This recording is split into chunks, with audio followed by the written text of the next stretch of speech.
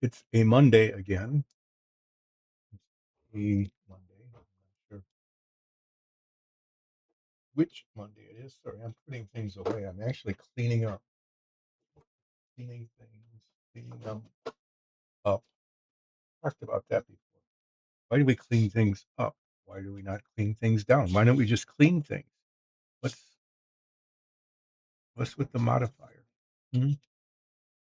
I don't know. Why did I say we'll clean things up? I mean, in it was sort of true in this case, in that the thing I was cleaning were some paint bottles that were here, and then they went there, and that's higher than this. So I guess I was cleaning up in a way. Um,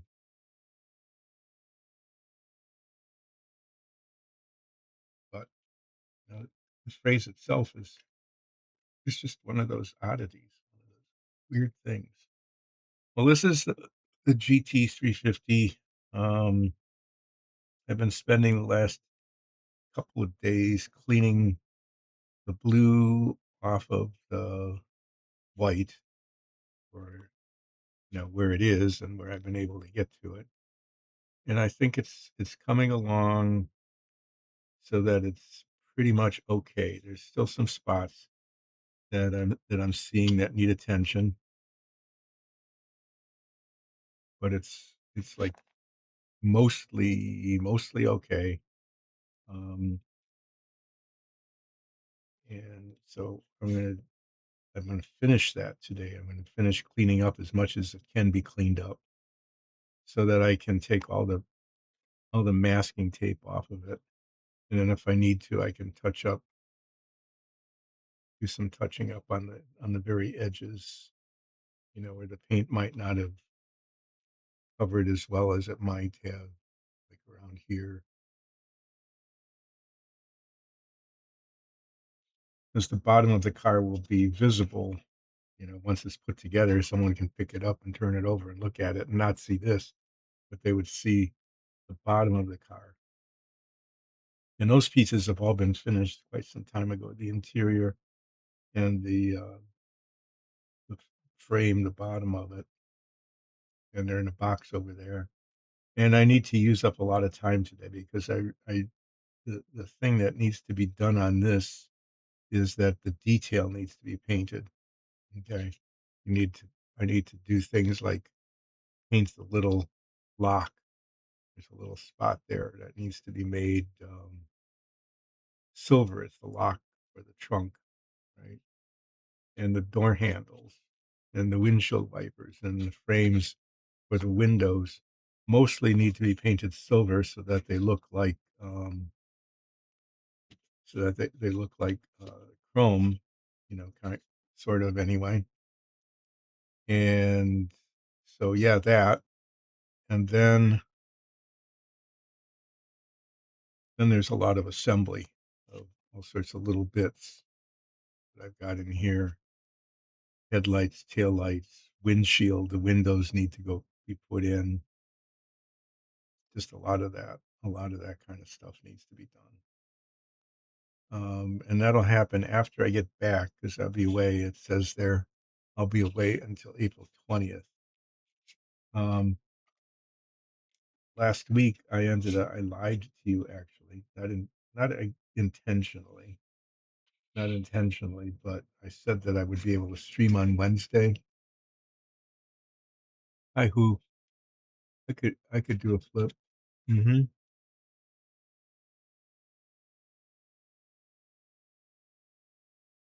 Yeah, I don't have my height.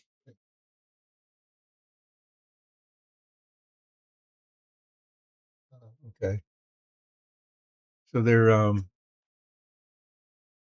I don't have my large screen chat screen. It just never came back after a power outage that we had a week and a half or so ago when there was a lightning strike nearby, and just a blip, and a thunderstorm kind of thing happened. Um, but yeah, I will be away until April 20th, and when I get back, then I'll be doing all that detail painting and so on, at least for a while.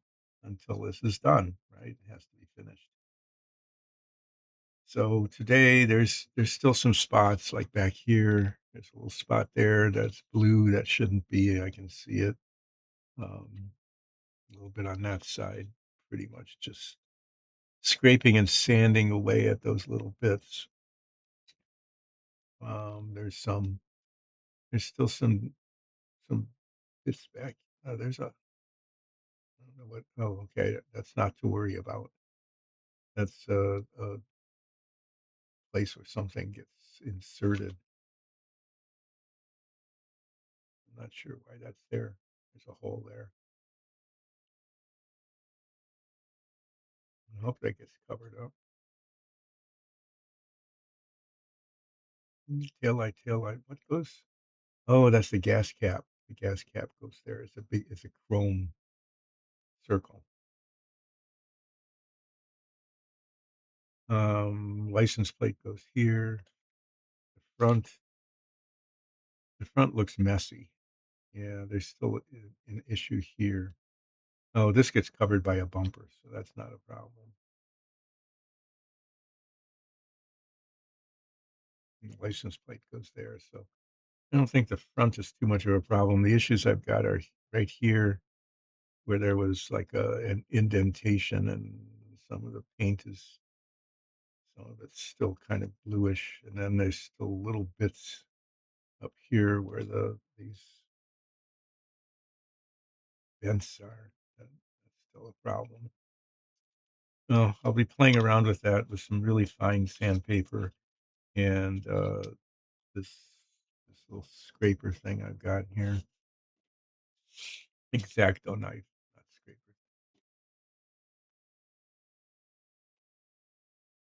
And then I decided, since that's not going to take the whole stream, well, it might. I shouldn't say that. If there's time in this stream, I found this in the Stegosaurus box when I was cleaning up. It's a sign that says Stegosaurus, and I'm gonna go ahead and paint this. In fact, I think I'll start with this. Why not? I'm gonna start with this by doing the cleanup, getting rid of the sprue mark and the mold seam, the number 13 on the back. And I'm going to paint this whole thing red, be flat red.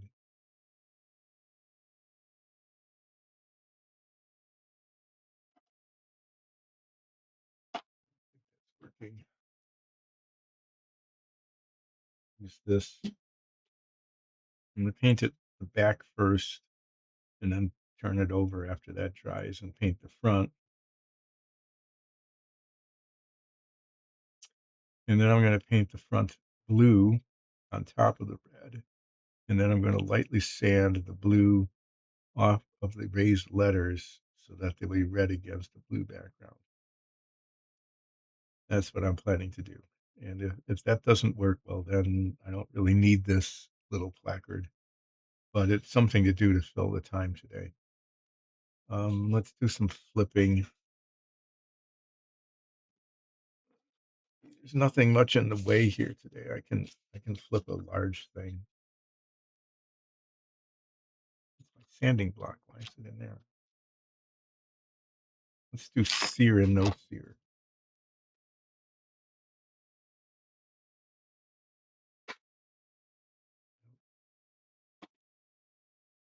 One to one. It's off screen, doesn't count. Two no. Three no. Four no. Well, I get a 5-1. Yes. Yay, 5-1. That was aided by a couple of them being off screen. So we defied odds. I defied the odds there and got a very asymmetric flip.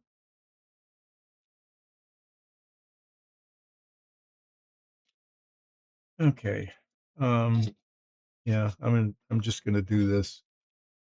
It's a Monday, I'm gonna be doing some fine surgery on on a GT350 in a little while. So let me start by doing something that's pretty low risk.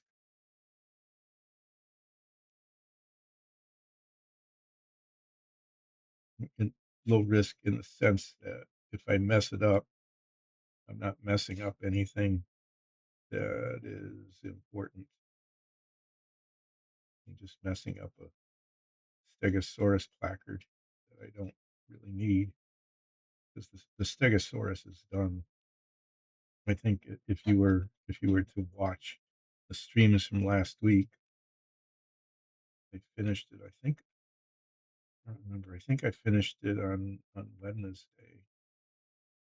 Wednesday, but I can't remember exactly when. I just know I did finish it last week, and yeah, I got the base done. That's right. I painted it green. I got the rocks, you know, gray.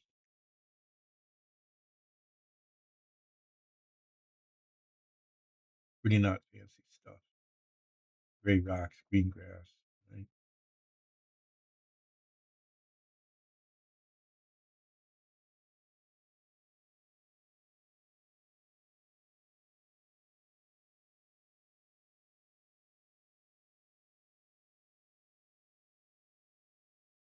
I'm not even going to prime this paint. Hopefully, the paint will stick. Yeah. If not, then it won't. Oh yeah, I need to get rid of that.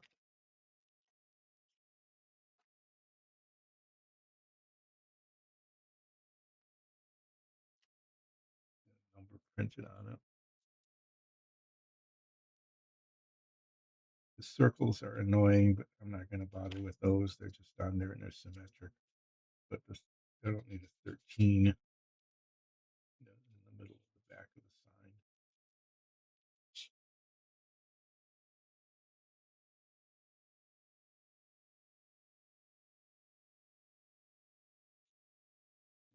It gives me something to do that is not so demanding I can't talk. I mean, it doesn't stop me from. It doesn't mean I can't talk. What I mean is that I focus on it so much that I don't talk.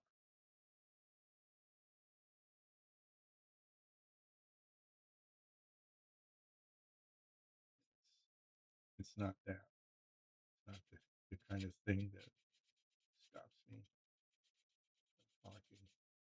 So I'm talking about whether I'm talking or not, which tells you again how much I am running out of any kind of meaningful material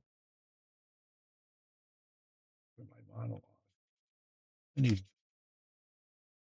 I need a lot of I need a change in my staffing here.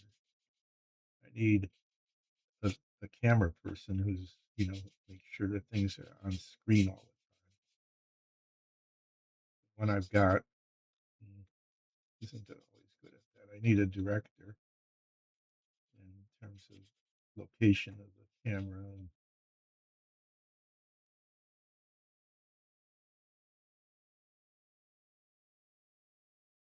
okay, now the 13 is now gone.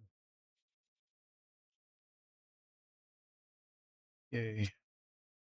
I made something. I made something go away. I guess that's an accomplishment. You say, what are you doing and why? Why aren't you working on the car? And the reason I'm not working on the car is that I'm going to be. I don't.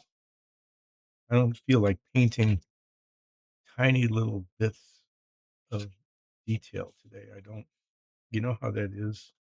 You've seen this before. Where I just don't feel confident that I can do a good job with it. Um, I don't know. That's just the way it is.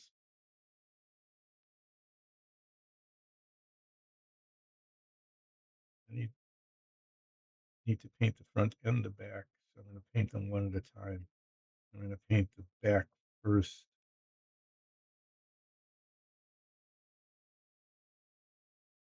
and then the front.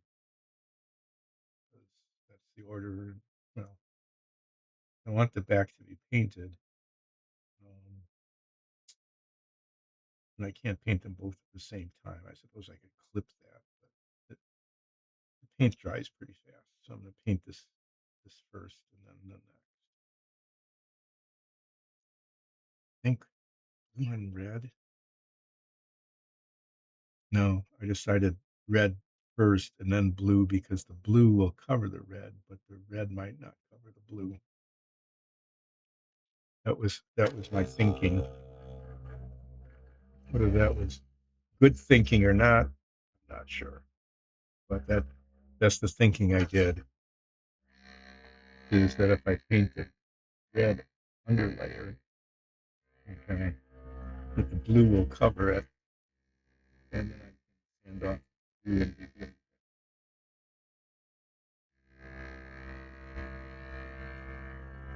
But if I painted blue first with red, and although the blue letters would look good against the red background, um, the red might not cover the blue, and that would just totally miss the point. What's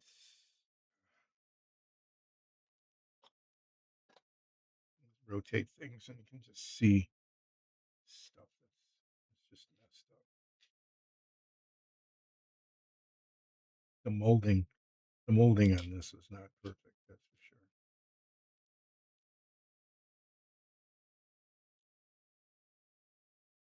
sure. That's just a real common thing with these models is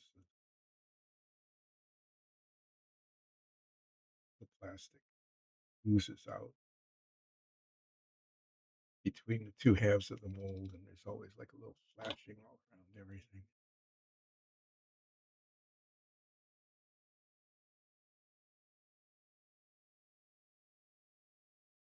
Should be more than enough for this. I'll just use this brush. I'm gonna just put red paint on here.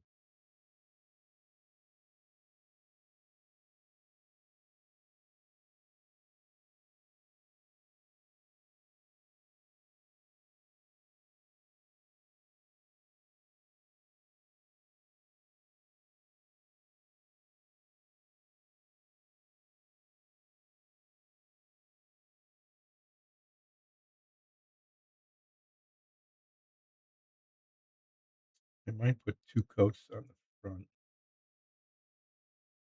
And the reason for that would be that I want it thick. I want a lot of thick red paint on the front so that when I sand the blue off of the red,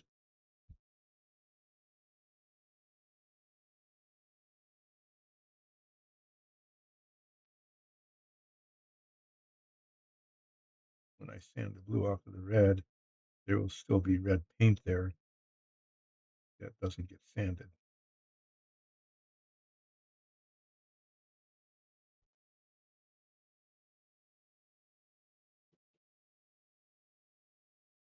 Now, let that dry and then flip it over and paint the other side red.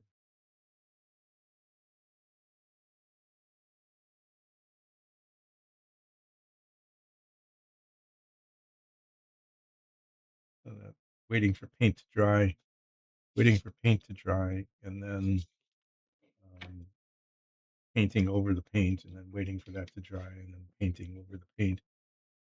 That will use up time, which is good because I need to fill the time in this particular thing, this stream. I'm going to also I need to do some promos for Dyson Dungeons, and I will be doing that a little bit later.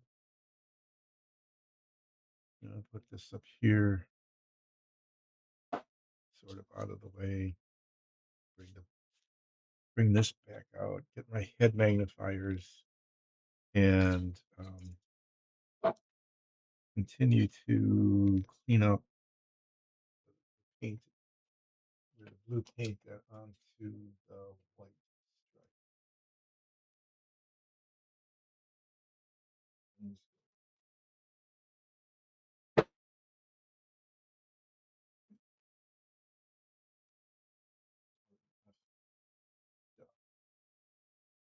it on already. Okay, well, I'm just gonna dive into this. I'll probably stop talking while I'm doing this because it's just the kind of thing it is. It's one of those things that I can't talk at the same time I'm doing it. Microsurgery here. Something to get little bits of blue paint off of the white paint without scratching the white paint.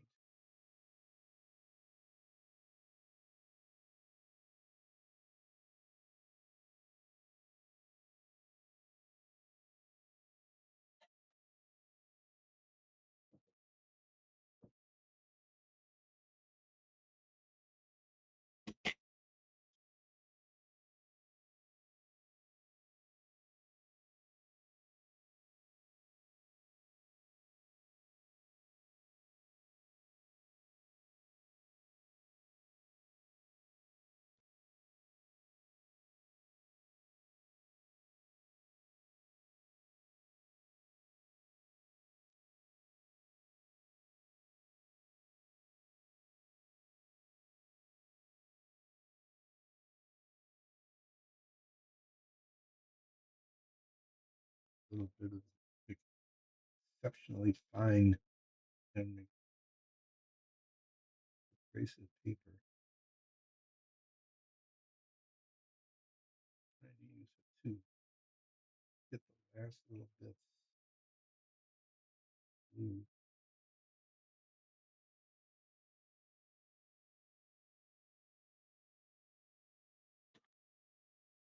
Like a little, just like a little blue shadow, kind of.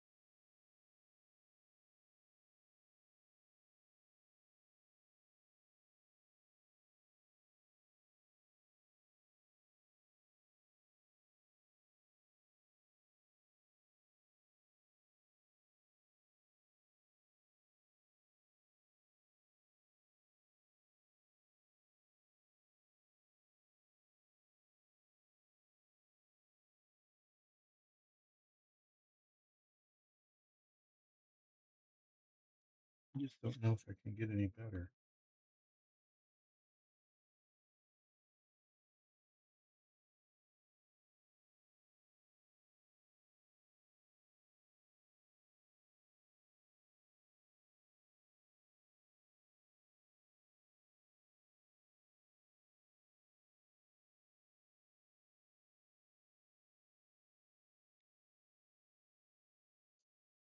Well, I'm being quiet here.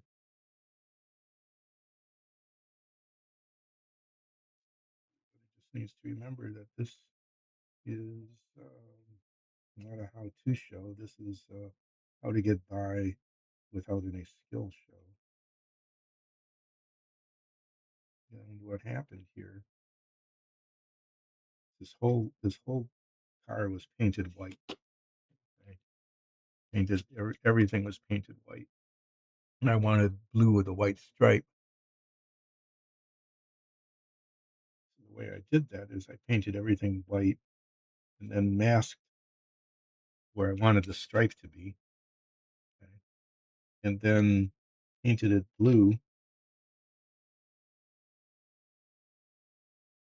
and taking the mask off revealed the white stripe. But there are some places here, where the body angled and the tape didn't didn't adhere perfectly, where some blue paint snuck in under the mask. And when it did that, then there's blue on white where it shouldn't be, and it messed up the look of the stripes. So what I'm doing is removing the blue paint from the white as much as I can.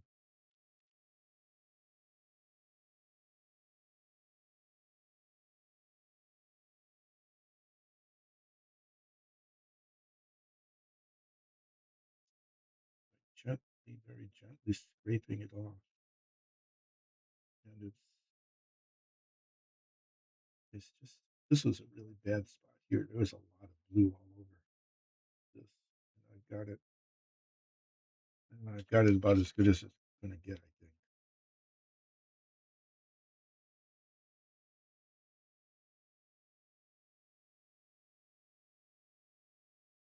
It's a real mess up here too. And this is better,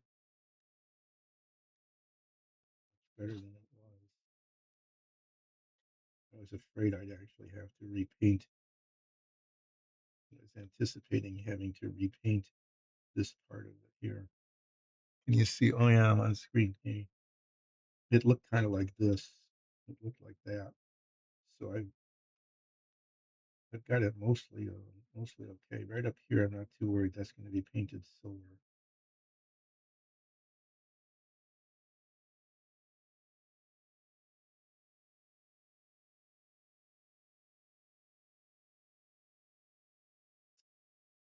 So yeah, I'm just getting getting it deblued, unblued, removing as much blue as I possibly can to make it look okay.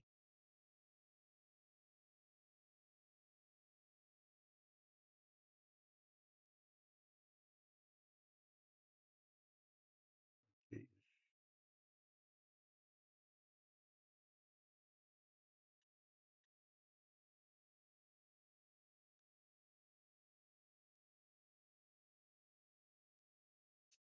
Given what I started with, given how it started, it's coming out okay.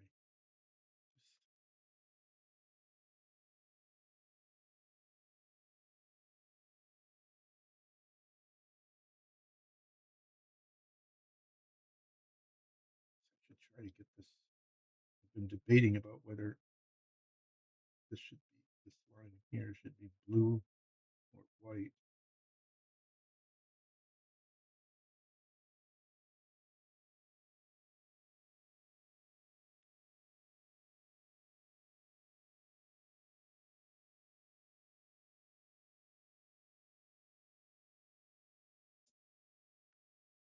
I still can't quite decide.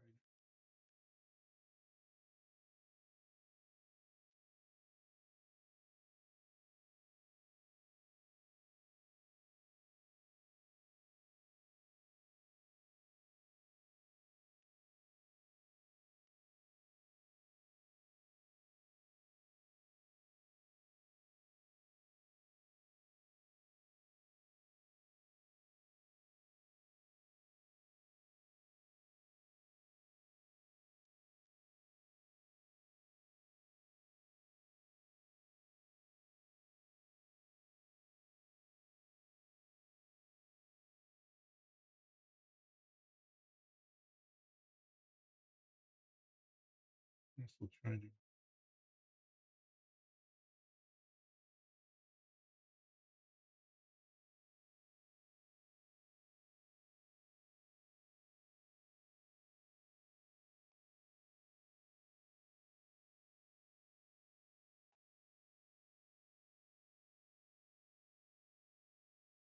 Really tempted to put a little bit of blue paint, make the line a little wider. Let me see. I'm going to see how the hood lines up with that. That might that might give me an idea of which way how it needs to go.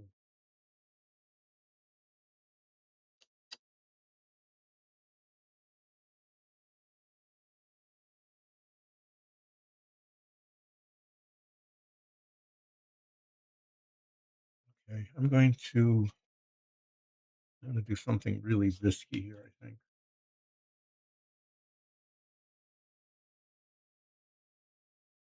Mm,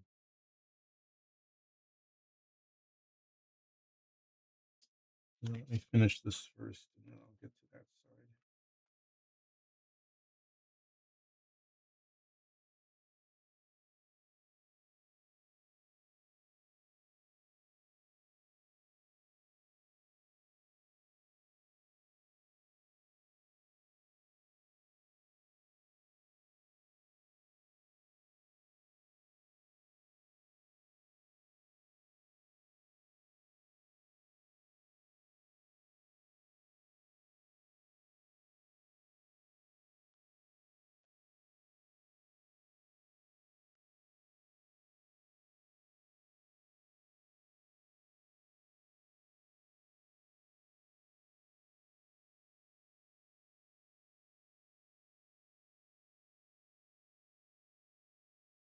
line right here. I want that to be blue. I'm pretty sure that's what I want it to be right now. Try to, I'm gonna try to overpaint that with this blue.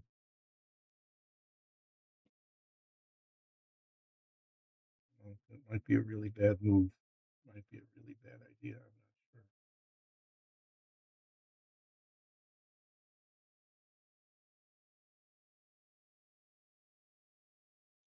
sure. I tested it. This gets these spots get covered by the bumper. This gets covered by the license plate. Okay. So why not? Why not try? Why not try to fix that? And then after that, I'm going to.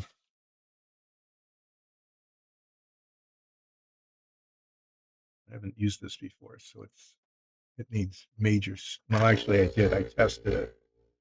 I tested it to see if it matched the blue. But if I paint this entire stripe, kind of overcoated, it won't show. What is this? See that? There's the same thing here. It's those ridges that really make it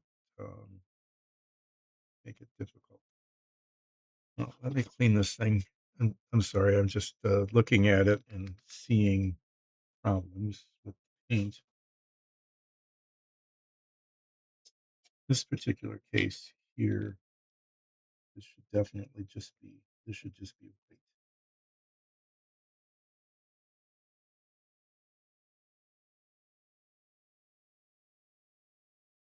Maybe maybe the same thing needs to happen.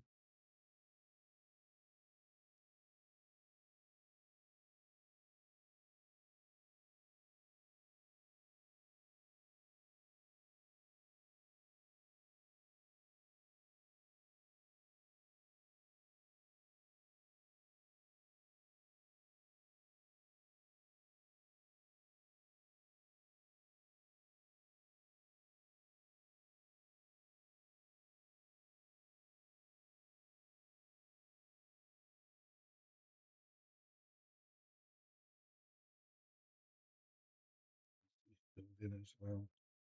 Okay, I'm gonna do some dangerous painting here.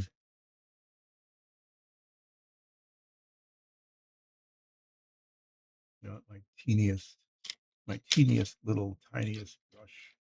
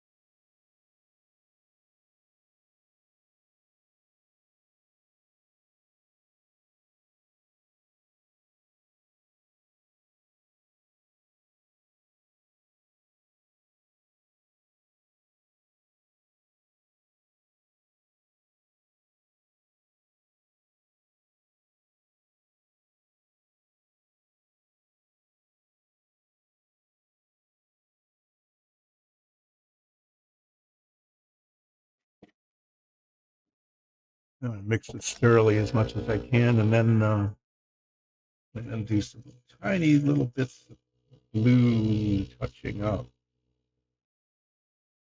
where the paint's just not quite right.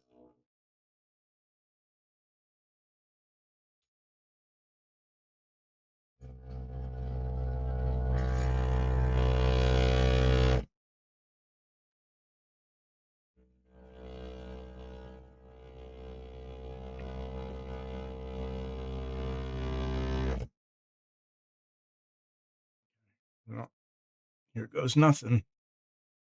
I don't know what that means either.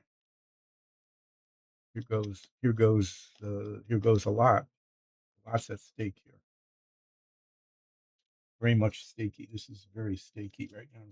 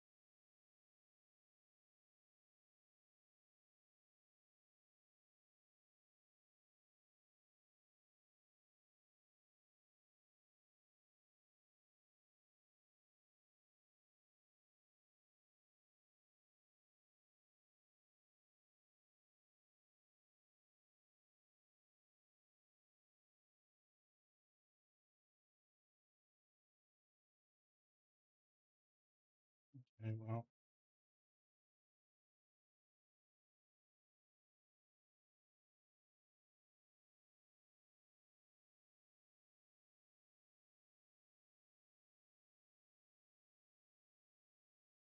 that was the right thing to do. See if I can do the right thing on this side as well.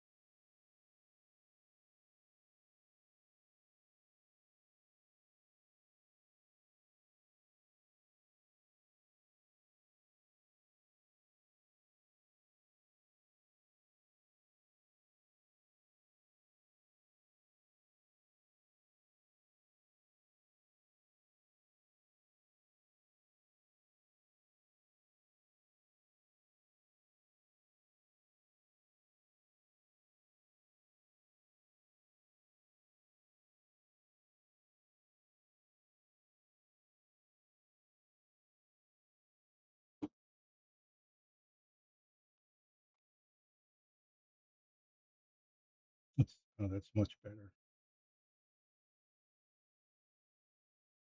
Yeah, much better. Okay, I succeeded. I succeeded here on those two stripes that needed more blue, and this is when I should just go, wow, I did something. It went okay. It looks better. Yay. And then leave it alone. Just working at leaving it alone now. I'm trying to get the paint out of the brush and still leave bristles in the brush. Okay, well, I know what I'm not going to do is I'm not going to be spraying. I'm not going to be, okay, let me back up and explain what I'm not going to be doing and why. When I painted the Lotus Ford race car, okay, it had yellow stripe, yellow and on green. And I did the same thing is because the yellow wouldn't cover the green. I tested that, but the green did cover the yellow. Is I painted the entire car green, yellow, which made it look pretty weird. And then taped, masked, okay, where the stripe was going to be, painted it green, took the masking off, revealing the yellow stripe. Well, the thing is that the yellow stripe, it wasn't bold.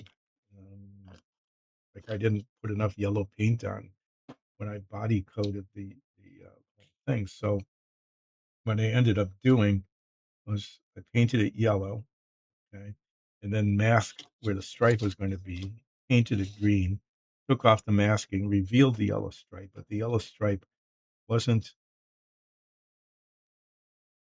saturated, I guess is the word. It just wasn't saturated. So what I ended up doing was, because I had the stripe where I wanted it, I was able to mask the green, mask the green all around the yellow, and then sprayed it yellow again.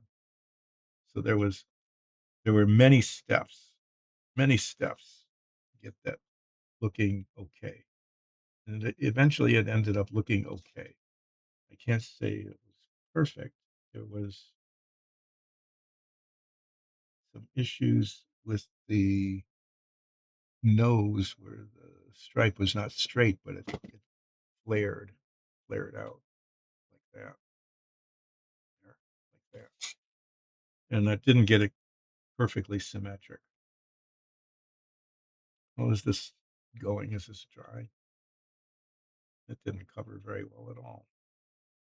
That really sucks. I want to put more red on there.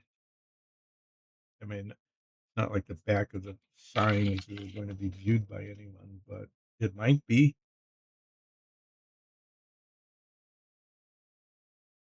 And I'm not going to paint the back of it blue. I'm not going to do that. And so it's probably a good idea that I get this red paint, you know, adequately covered. It was wise to decide to put the red down and then put the blue over it, because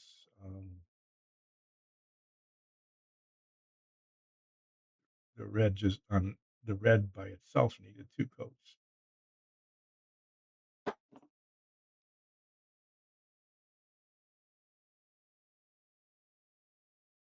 Okay, well, that's drying again.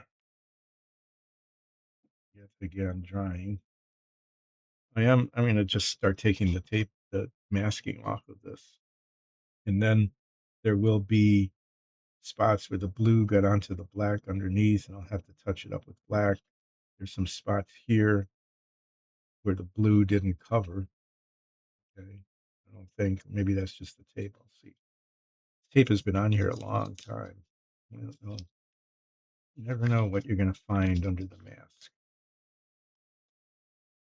You know what you want to find. What you want to find is that everything looks great. That's what I want to find. What I really will find, I'm not sure. I do know that I'm going to end up with a big wad of sticky tape, uh, probably in places where it's awkward and I don't want it.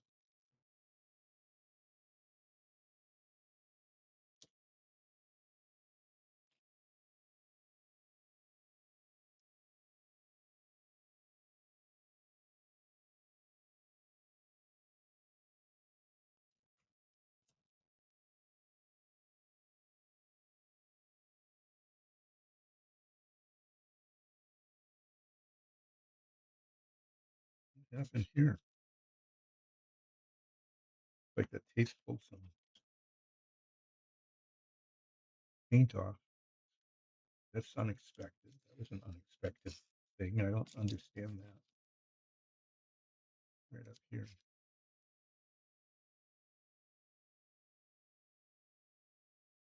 Oh, that's the white paint. Okay, that's overspray from the white when the white was put on first before the blue. This, this tape has been on here quite a while. I'm surprised it's not pulling stuff off.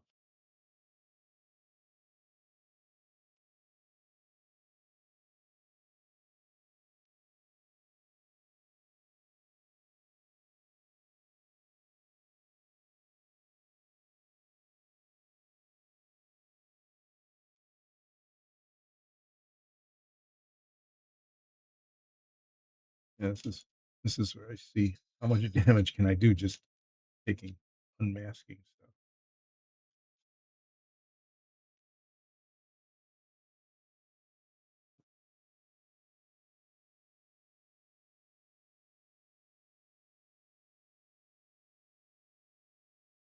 See, some parts of this, like here, mine, I'm not going to touch that up until after I paint the window frames because this will probably be painted. This will probably be painted silver. The window frames come inside the car as well.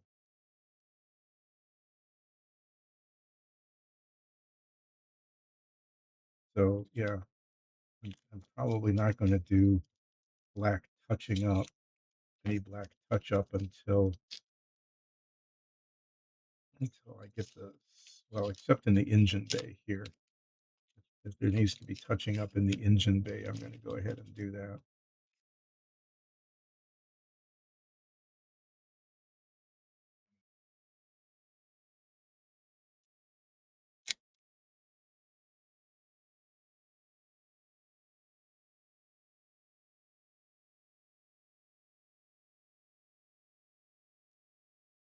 No, the radiator didn't fall out. That has happened before. The radiator fell out. Oh, that came out okay.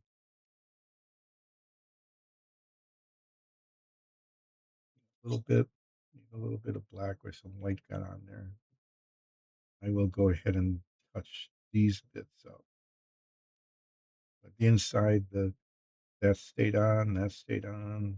Yeah, all the parts stayed on. That's kind of a pleasant surprise. And there's just little bits where I need flat black touch up.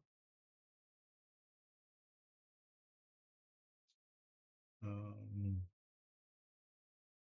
just tiny little spots, little bits where the white showing here. There, the corn. Excuse me. Excuse me.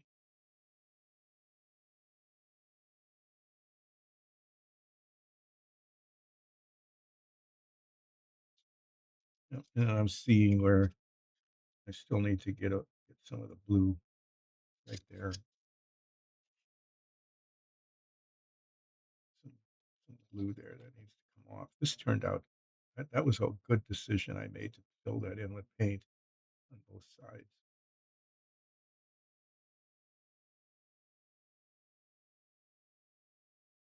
I could almost do that here. Just fill that in, but I'm not going to. I don't think. I'll have to look at it with the head magnifier. Is there more tape anywhere? No. Like I said, I'm not going to do this touch up around here until I paint the window frames. Because the way I'm going to be painting it, it'll be, trying to get it from the inside is I'll definitely be getting silver paint on the black, in which case I will want to touch it up. These are metallic here because they're louvers on the outside and they're supposed to be like screens on them, but the model maker didn't mold it that way, so there it is. Okay, well, there. It looks better now that that the tape's off.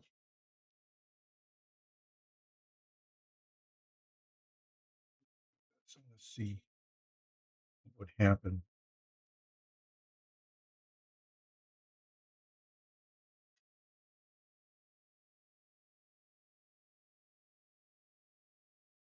See, what I'm looking at here is dropping the brush. I'm looking at dropping the brush. Hopefully that's clean. Is filling in this right here, like I did here and here, where I filled in one of these little grooves. Because I'm thinking the same thing needs to happen there.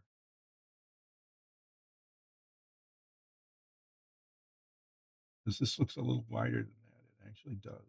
I think that would be a good thing to do, and I hope I can pull that off and not mess it up like I did the other two. Not, I don't know. Look at it under magnification and see. It's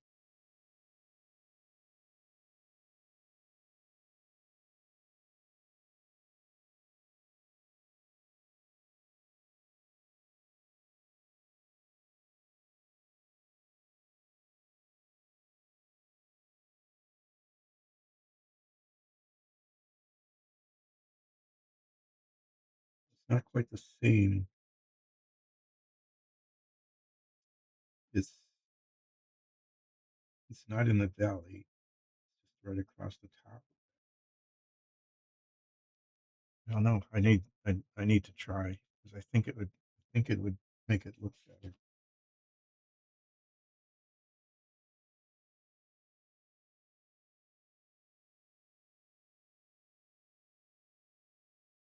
Oh, I'm going to be really, really careful with this. Really, really, really, really, really careful.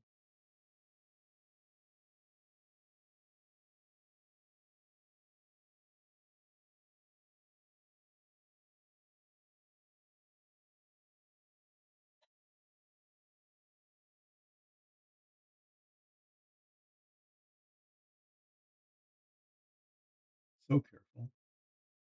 I have no paint.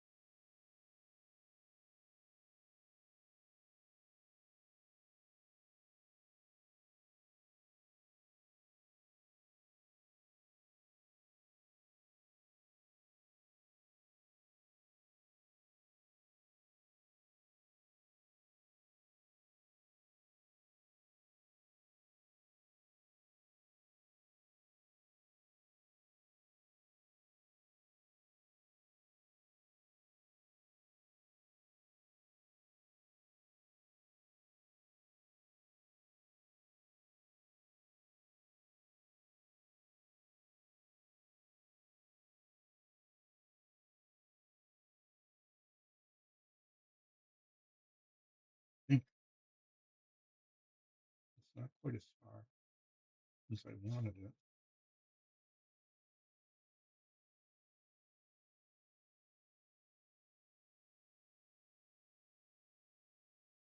I wanted to paint the whole ridge, but I'm not getting the paint on it. It's not got a nice clean line. Maybe I just need to be satisfied with saying it's a nice clean line, much better than it was, but it's just a tiny bit. I just know it would look better if I could get that paint on just on that ridge. But well, before I do that, before I really take a chance, just see how asymmetric it is.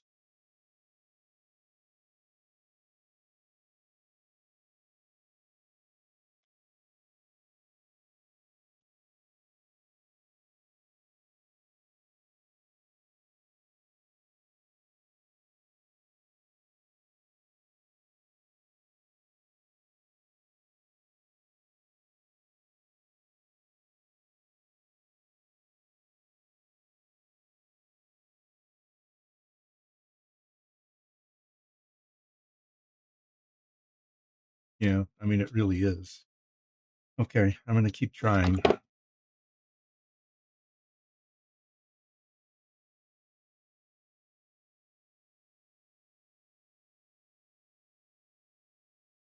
I know that if I can get this right, it will look much better if I can do that, if I can pull it off.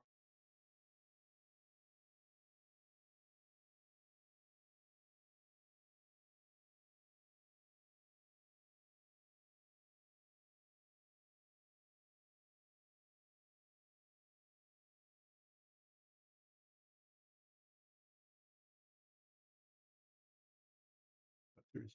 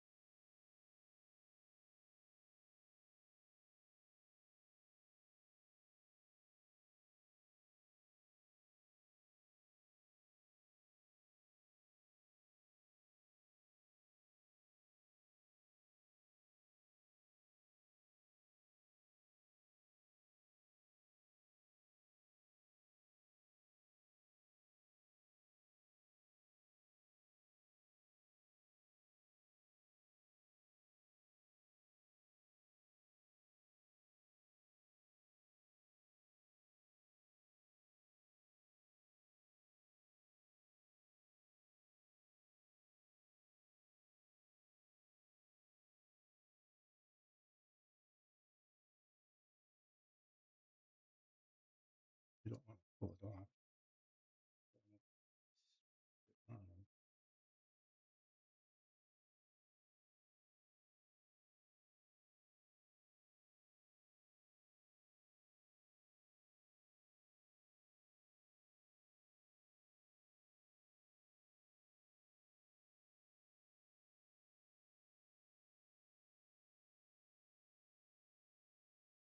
yeah, I did it, and it does look much better. It's more symmetric.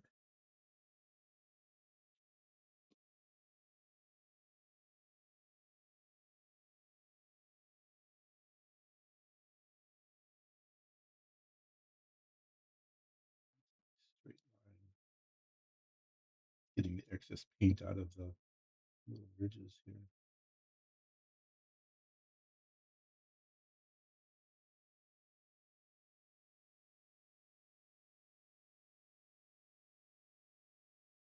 Okay, well, I did, yeah, I did a couple of really touchy,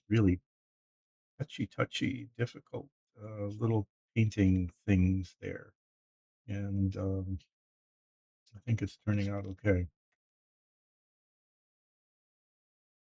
In fact, I'm going to put this out of the way. I don't want to take any chances with it now that it looks mostly okay, and go back to the Stegosaurus sign,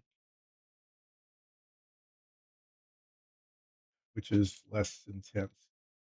It's just for some people who are master modelers, it would have been, shoot, oh, that was nothing. I just like, oh, beautiful straight line right where I wanted it. But for someone my age, with my skill level, I have to say I'm actually kind of surprised I pulled that off. And but I made the right decision about going ahead and painting that little spot because it does look much better. The two stripes are this that one that I just painted was actually wider than the other one. It was noticeably wider. And then I measured it to just confirm what I was seeing. And then, my perception was correct. It it was not correct. Now they're much closer together in terms of size. Okay. Well, there's that. I'm going to paint this red.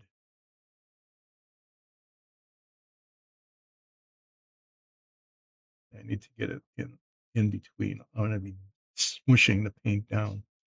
Smushing, that's a highly technical painting term for getting all of this area between the letters, getting all of that red.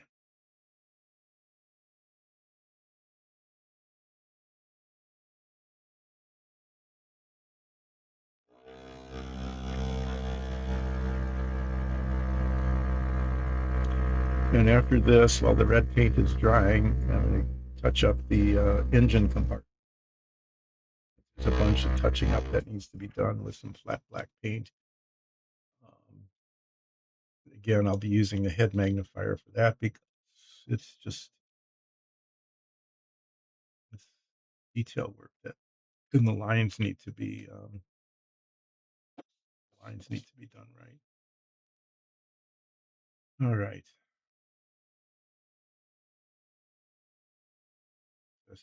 this is smushing, smushing the paint in there, get it all covered.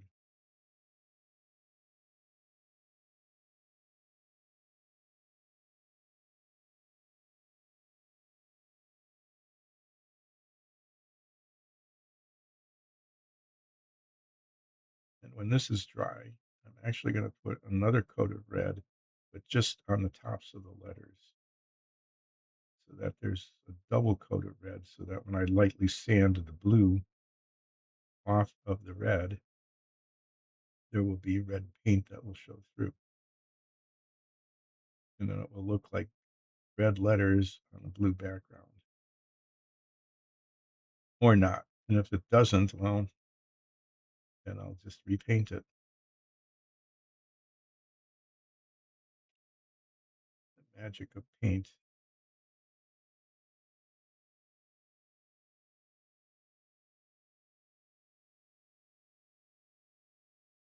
Yeah, so if you're like buying a house, you should be aware of that if it's freshly painted, okay, you might say, "Oh, that's really nice. It all's got fresh paint. It looks really good." On the other hand, you might want to be suspicious. I'm not just saying that. You just want to be sure that whatever got covered up by that paint was okay. Like if it was just a wall and they had a lot of pictures hanging on it or something, which happens, and they patched all the holes because otherwise you'd be walking in, you go, oh, this wall is all full of holes. I'm gonna have to fill all those holes in and paint it because otherwise it'll look like it's just a mess all full of holes. And that's not how I want it to look. If if they did that for you ahead of time, then you go, oh, that's great. You filled in all the holes and you painted it. And maybe I don't like the color, but it'll do for a while. Um, but if what they did was they covered up like a huge water stain because there's leaking in the wall, from the roof. If you had that kind of situation, um, then that painting that they did just would really be a positive, be not positive, be a negative. It would be a thing to be concerned about. So, there's one of the one saying that I'm probably not saying exactly right. Just slap a coat of paint on it and cover it up. You never know it's there, but you might know it's there because of the paint. Kind of like with the models, though. With modeling, it's really quite different. I have to say, it's really quite different. Is that you really can't cover up a lot of problems with the coat of paint. In fact, sometimes the coat of paint will make the problems yet even more obvious. like if there's a flaw in the plastic, scratch mark, or some place where it was sanded, but the didn't get the surface texture just right. Okay, you get that kind of thing, and it doesn't cover it up; it just emphasizes it. So I did okay here. There was a Mustang logo that needed to be sanded off, and it's just totally in a little bit of a bump there where it used to be. For the most part, it's not there. These stripes look much better. There's still some blue paint in here I need to worry at maybe a little bit later, but first, I'm going to do some flat black touching up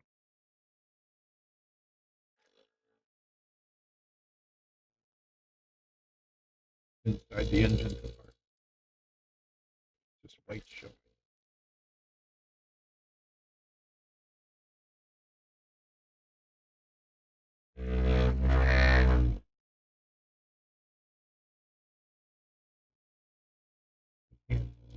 I can't see anything.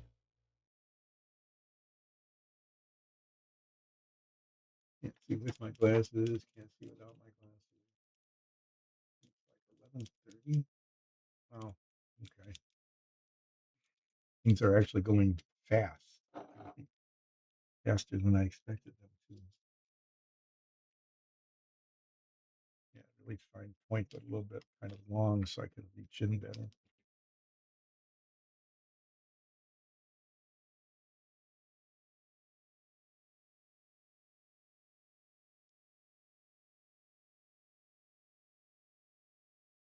Put that so I can find it again.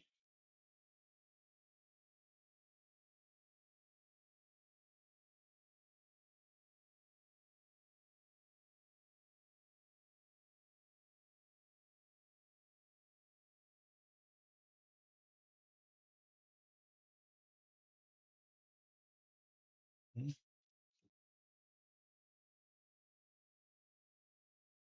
A little hair on the brush or something.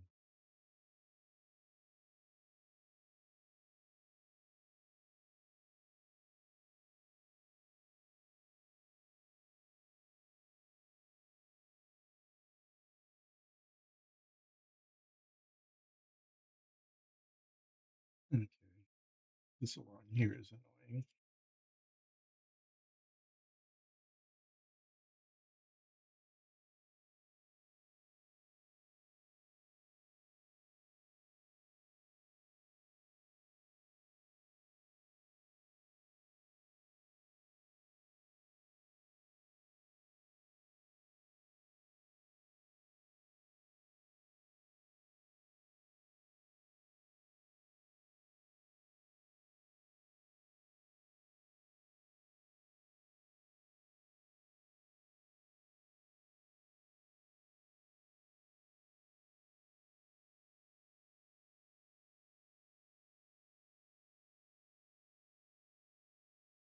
Hmm. Can't get there from here. Oh, jeez. Okay, that would have been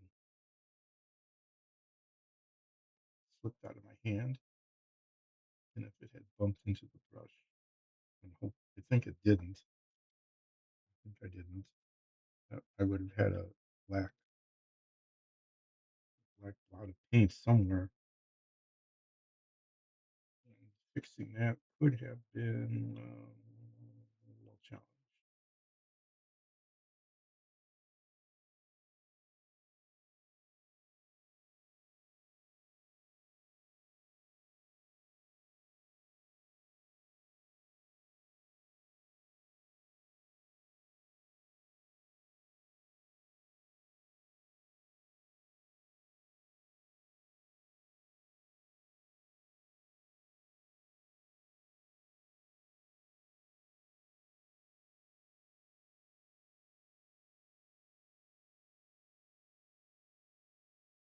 Except for the dust, the radiator looks okay.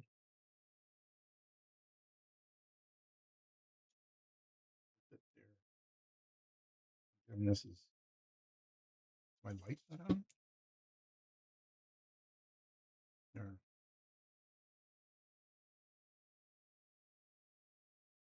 and you probably can't see it. It's way down here.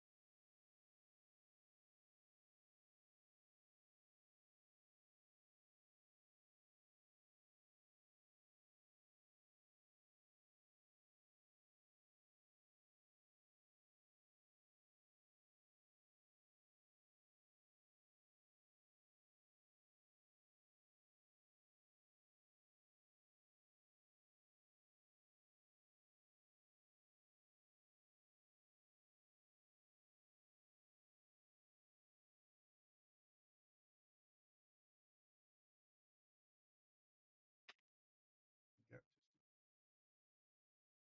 just missed with the brush just a little bit.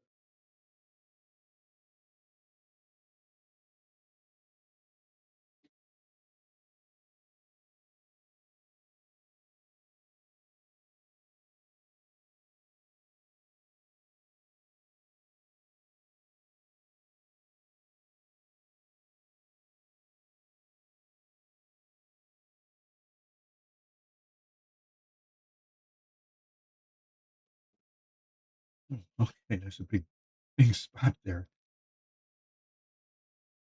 I totally missed. Just rotating. Rotating is an important thing. We talked about that before. Things can look just fine until you turn it, and then it looks definitely not fine.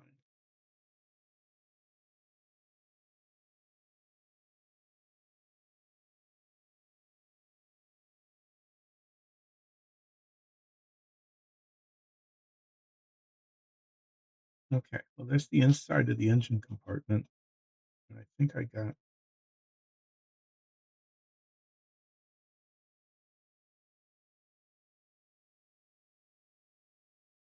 the touched up pretty well.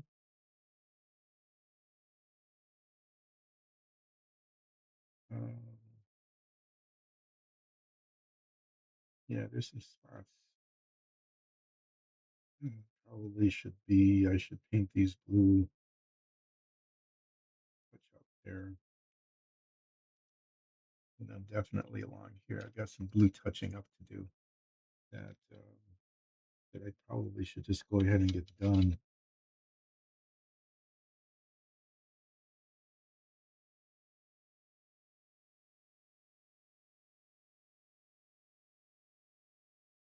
Yeah.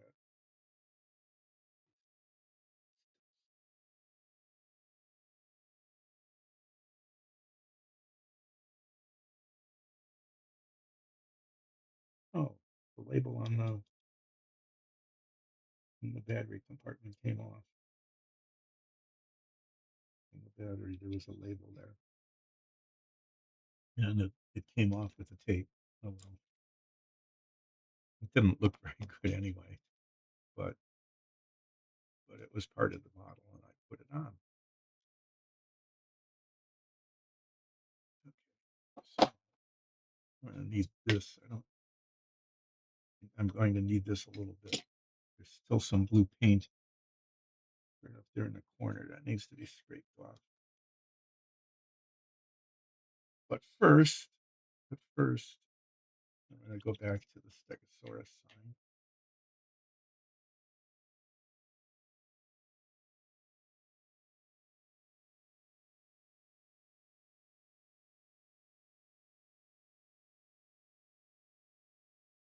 And put in, yeah, wow, I'm just going to make a mess of things here if I'm not careful. And I wasn't careful there for a moment. Back to the red here. This red paint's still good? Not really.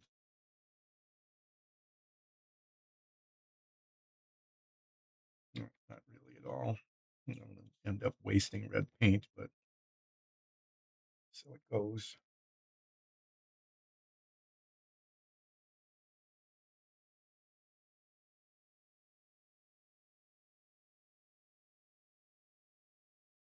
And I'm putting a second coat. I know it might not be completely dry, but that's okay. As long as it doesn't pull itself away from the surface. I'm putting a second coat of red paint on the tops of the letters. I want those to be thickly painted, and at the tops of the letters to have a lot of red paint on them, because later on I'm going to be sanding the blue paint that covers them. I'll be taking that off, and I want the letters to stay red.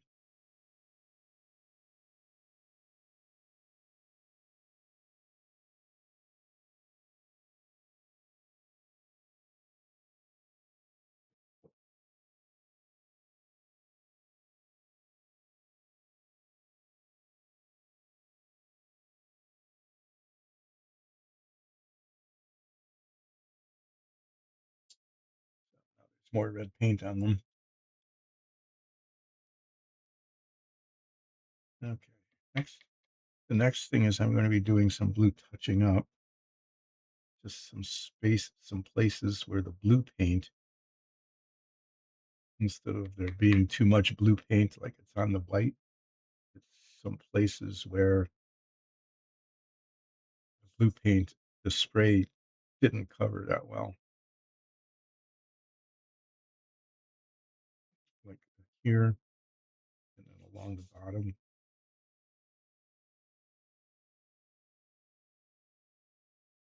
Oh, there's a major dimple. You notice that in the model itself, there's a dimple that formed in the injection molding. Looks like a dent. See, if I'd noticed that a long, long time ago, I probably would have filled that in and sanded it. But now it's way too late now. There's no way I could fix that without having to do some significantly major surgery. And I don't want to do significant major surgery. Okay.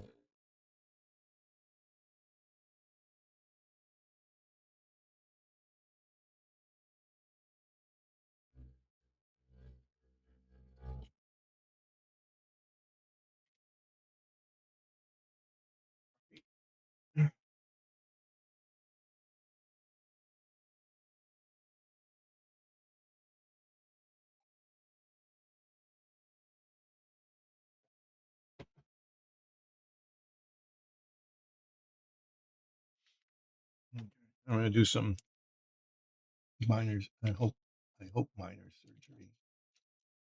Use a small brush, even though it's not necessarily the best for spreading paint. It gives me control over where the paint is going.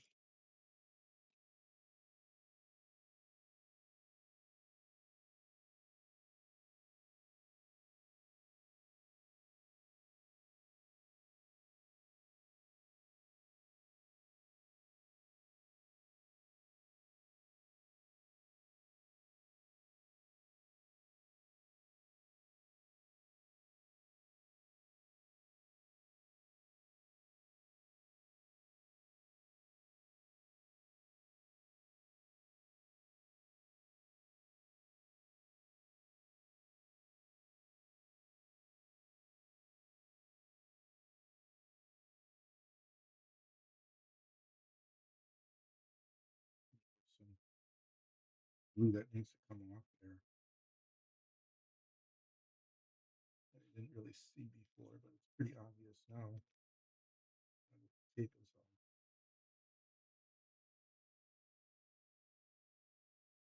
Okay, then along the bottom, because I am attempting to not get my fingers in the paint.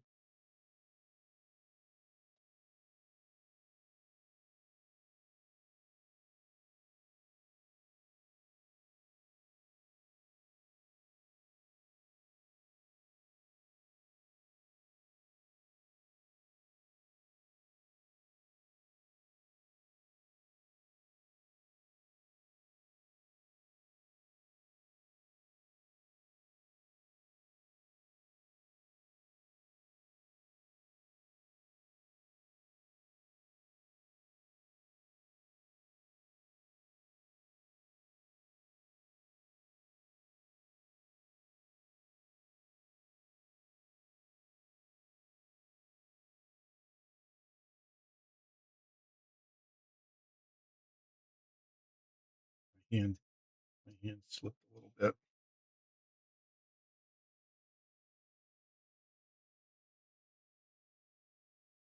I'm gonna have to clean that. I'm gonna have to scrape that right there.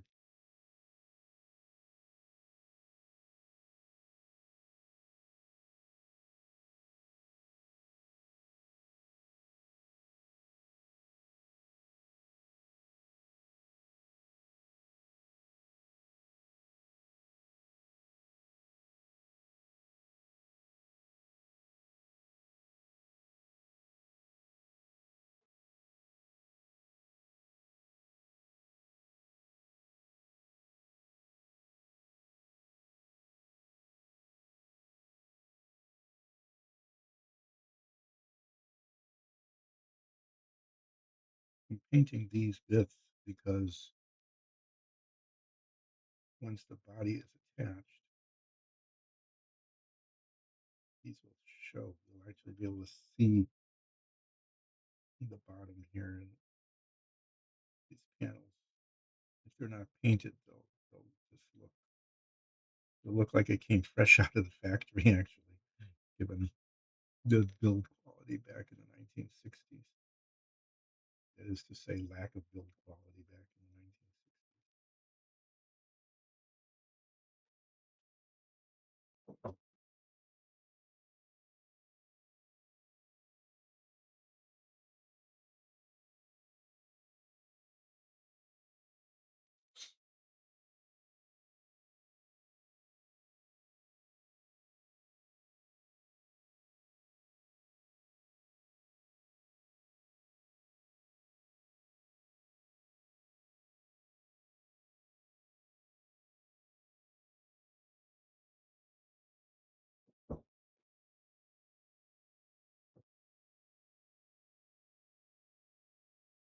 So it was sort of a tradition back in the day,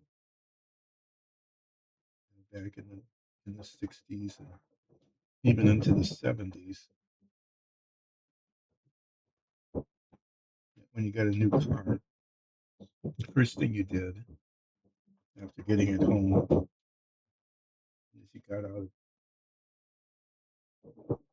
a notepad and wrote down all of the things that were wrong with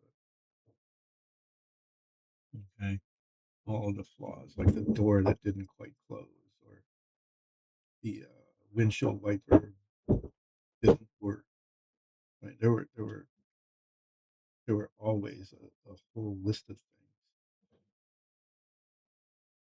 that when you got it home and checked it out, discovered that they needed to be repaired. And you go back to the dealer, and the dealer would say, "Well, I'll take like 2 days." And they'd give you a loaner car, just a car you could borrow to drive while they were fixing all the things that were wrong with this brand new car that you bought. It just that's how it worked. There were always things wrong with the car that needed to be fixed.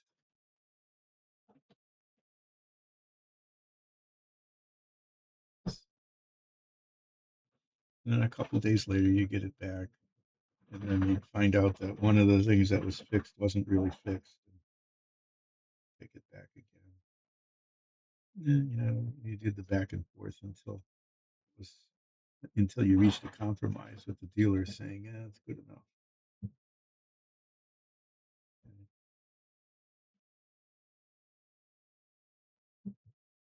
tell you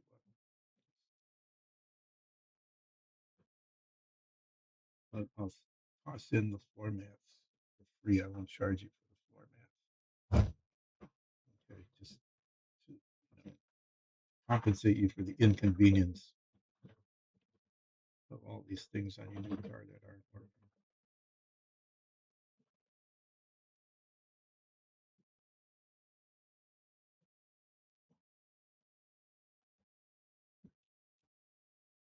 And there's some right here. Okay, I think okay, you know, I had to keep moving around to tell if it was a spot that was still white or if it was just a reflection.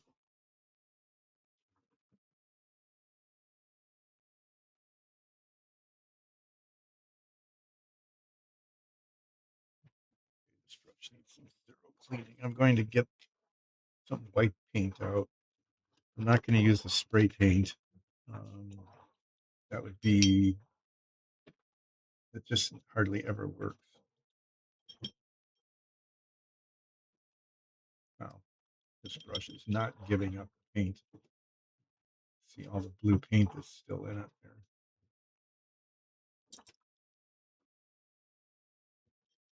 But yeah, there'd be just like a list of 8 or 10 things that needed to be fixed, all the way from, you know, the sun visor doesn't clip to the right rear passenger window only cranks down halfway and then it's stuck and doesn't come back up.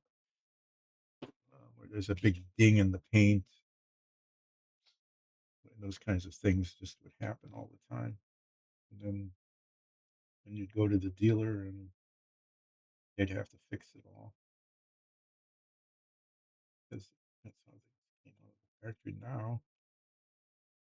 The quality control on your manufacturing is just so amazing that um, compared to the way it had been, that isn't an issue anymore.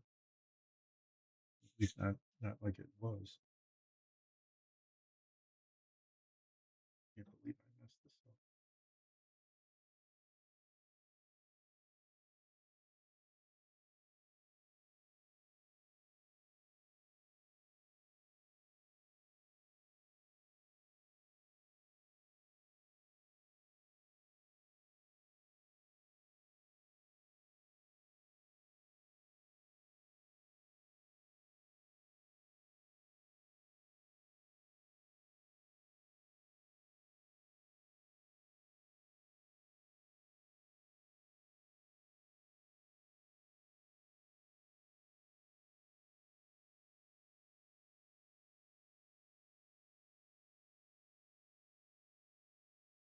The car reviews,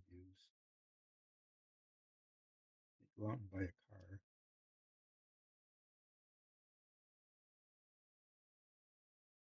and there was always a section on manufacturing defects, you know, the things that needed to be fixed. And it was common to have it say things like,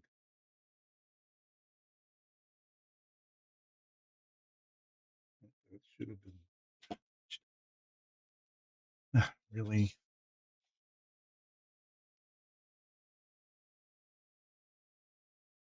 I just missed a little spot there.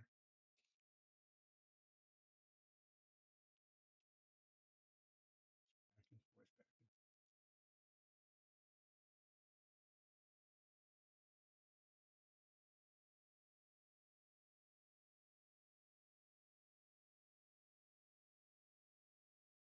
forth. You know, to say things like, there were 7 manufacturing flaws. Sometimes it would be when when a car was really bad, there were 11 manufacturing flaws, and one of them serious.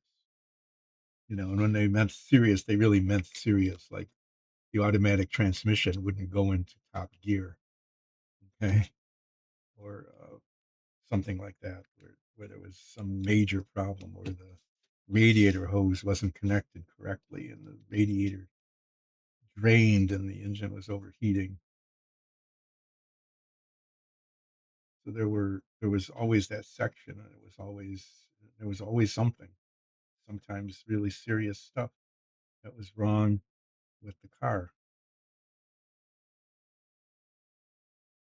and then they'd report about whether they could be fixed or not. And over time, as manufacturing got better and better, there would be like three flaws, none of them major, and eventually, um, they just stopped that altogether. Okay, there were it was so unusual to have manufacturing flaws that it they just didn't publish it anymore. I mean, they still publish reviews of cars. They didn't publish a whole section on flaws because there weren't any. Getting a toothpick here. It's just something stuck there. I don't know what or why. People who do this for a living and do the models that go on covers must have clean rooms, where you have to wear white clothes and it's negative vacuum and all of that so that um, it doesn't get dust on everything. This whole thing is speckled in white dust. Okay, I'm going to touch these little white spots. These spots down here, okay, that they never got painted it or the masking is in the way or something. And again, he's saying why bother, but if you turn the car over to look at the bottom, then you're going to see that and go, what's up with that? Why is that there?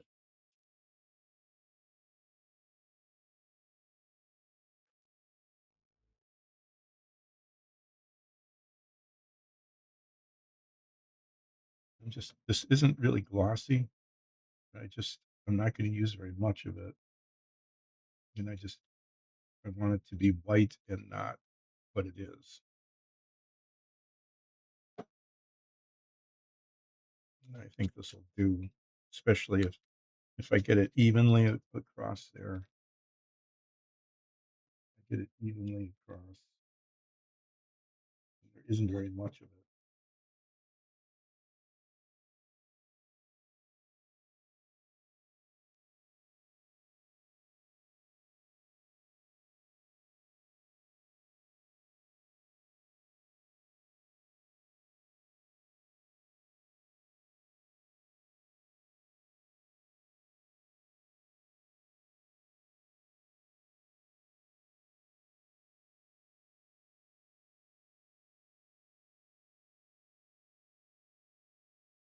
Definitely looks better than it did before. It looked like it was just chipped paint,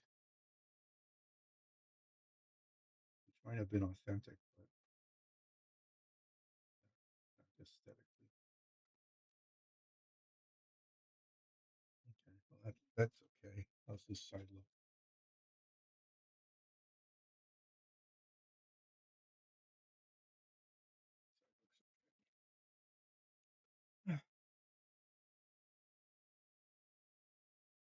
Okay, clean the brush again and check to see how the red paint on the Stegosaurus label is going.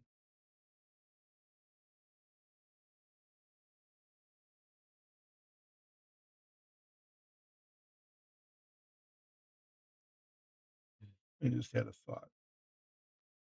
I don't know. Probably not a good thought. What I was thinking on the Stegosaurus sign is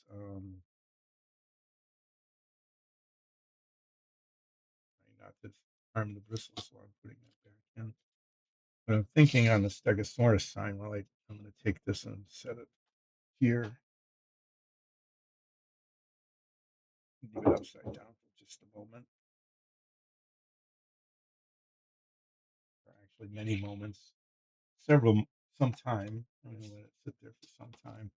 Is what I could try to do.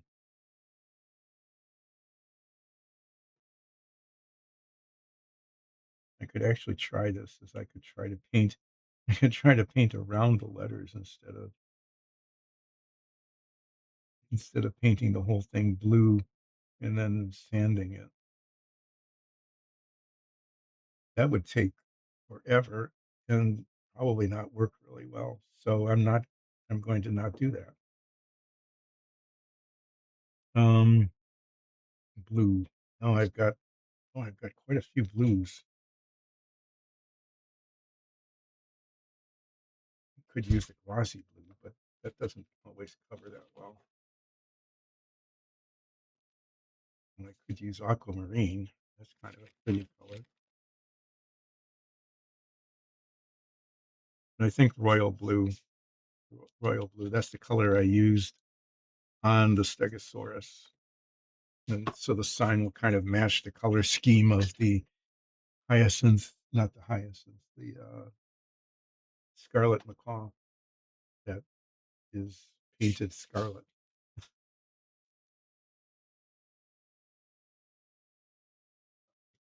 Royal blue. And then I want to just paint this whole thing blue along the top. I might try to leave the edges. I don't know. I'll see how sloppy this gets. I don't know if this will be really a nice, clean, neat edging, or why is there still red paint in this? What I'm muttering about are the edges of the sign, and I'm thinking it'd be kind of neat if I could keep the blue off the edges, but I don't think that's going to happen. Not when I'm trying to get it down inside the letters like that. So I'm going to paint the edges blue. If the paint drips over the edge, it's just they're going to be blue. Okay, when this is no, now I'm going to wait on that just a little bit. Okay, I'm going to wait. Then I'm going to do my Dyson Dungeons promo now.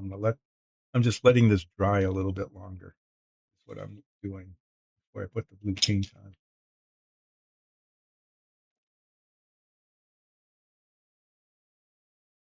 Or maybe that's the wrong thing. Maybe I should paint the blue now so that it dries in enough time for me to do the sanding on it.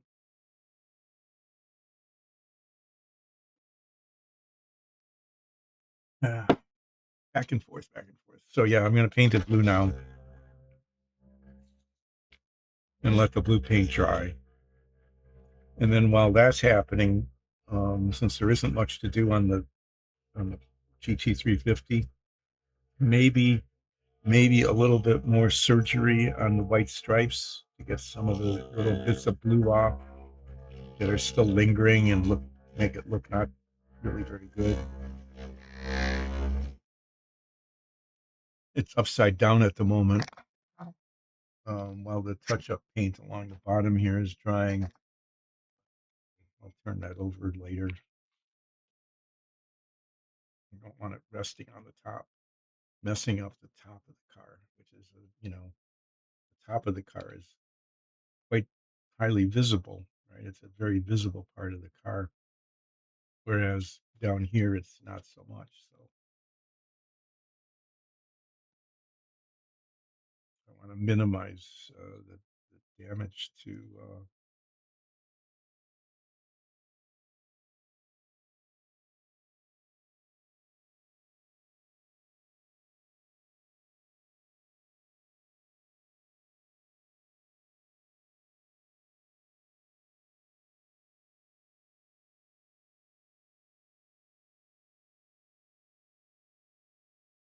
When I sand the letters, I'm just going to be sanding the tops of them, not the sides. So the sides of the letters are still going to be blue. It's only the very tops of the letters that will be red. Hopefully, that's what it should look like.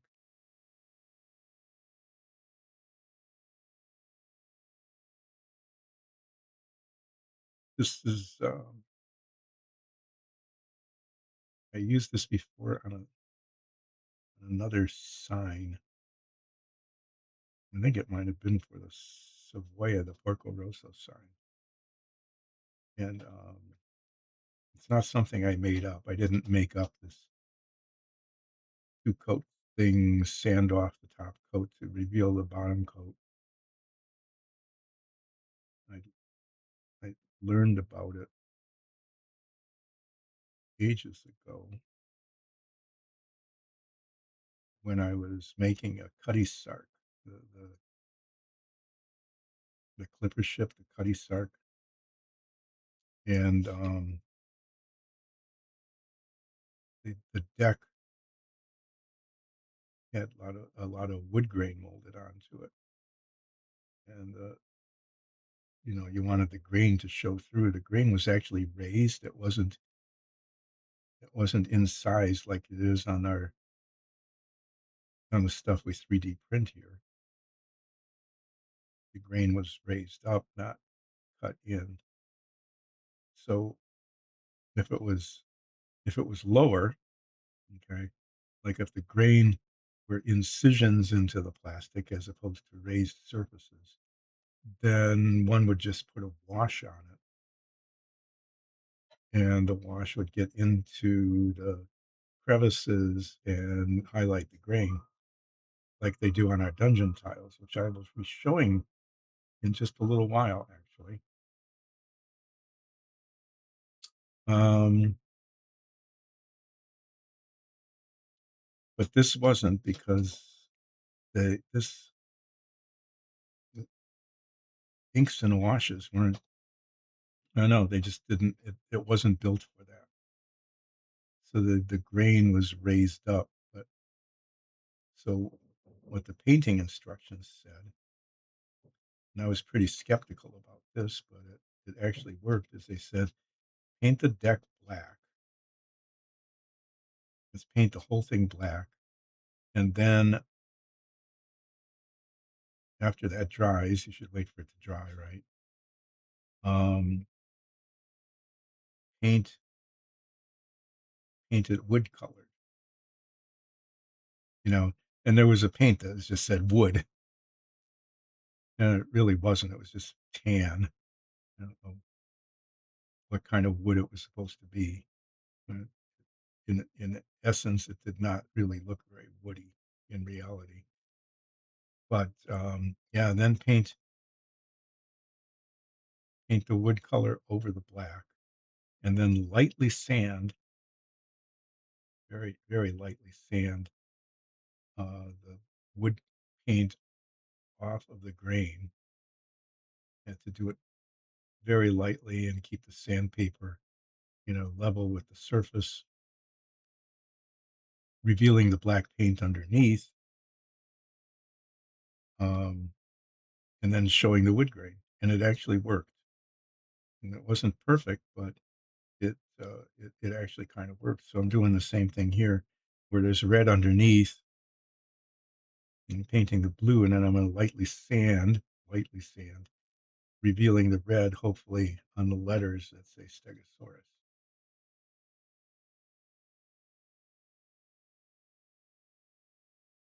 See how it turns out. If it turns out, it'll be red letters on a blue background. If it doesn't turn out, then I don't know what I'll do. I'll do something else. Maybe maybe prime it and repaint the whole thing. There's a lot of wasted blue paint there. Yeah, that happens.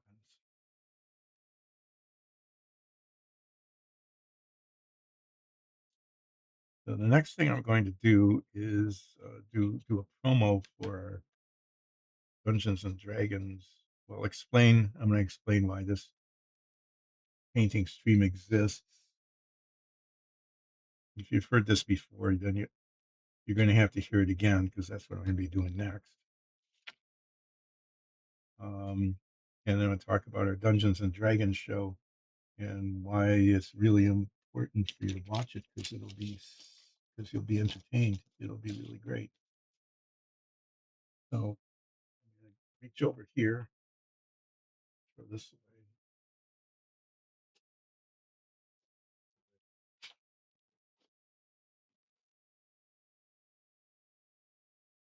So Dyson Dungeons isn't about building GT350s or Think models or whatever I'm working on. Not That's not it at all. That's one of those sad little spin-offs of a you take a minor character in a show, a very popular show, and then there's a minor character, and that minor character's agent is really good agent, and talks the production company into doing a spin-off featuring that minor character. And sometimes it works, but sometimes it just isn't. And you go, that was a minor character, and yeah, somebody kind of liked that character a little bit, but not that much. And now there's a whole show about it and a whole season, and there's nothing else on the other three channels I can get because this was back in the day when there were only maybe four channels, sometimes three, four that you could watch on your broadcast TV with your TV aerial, before cable. There was a time when you had to snatch the signals out of the air with a TV antenna.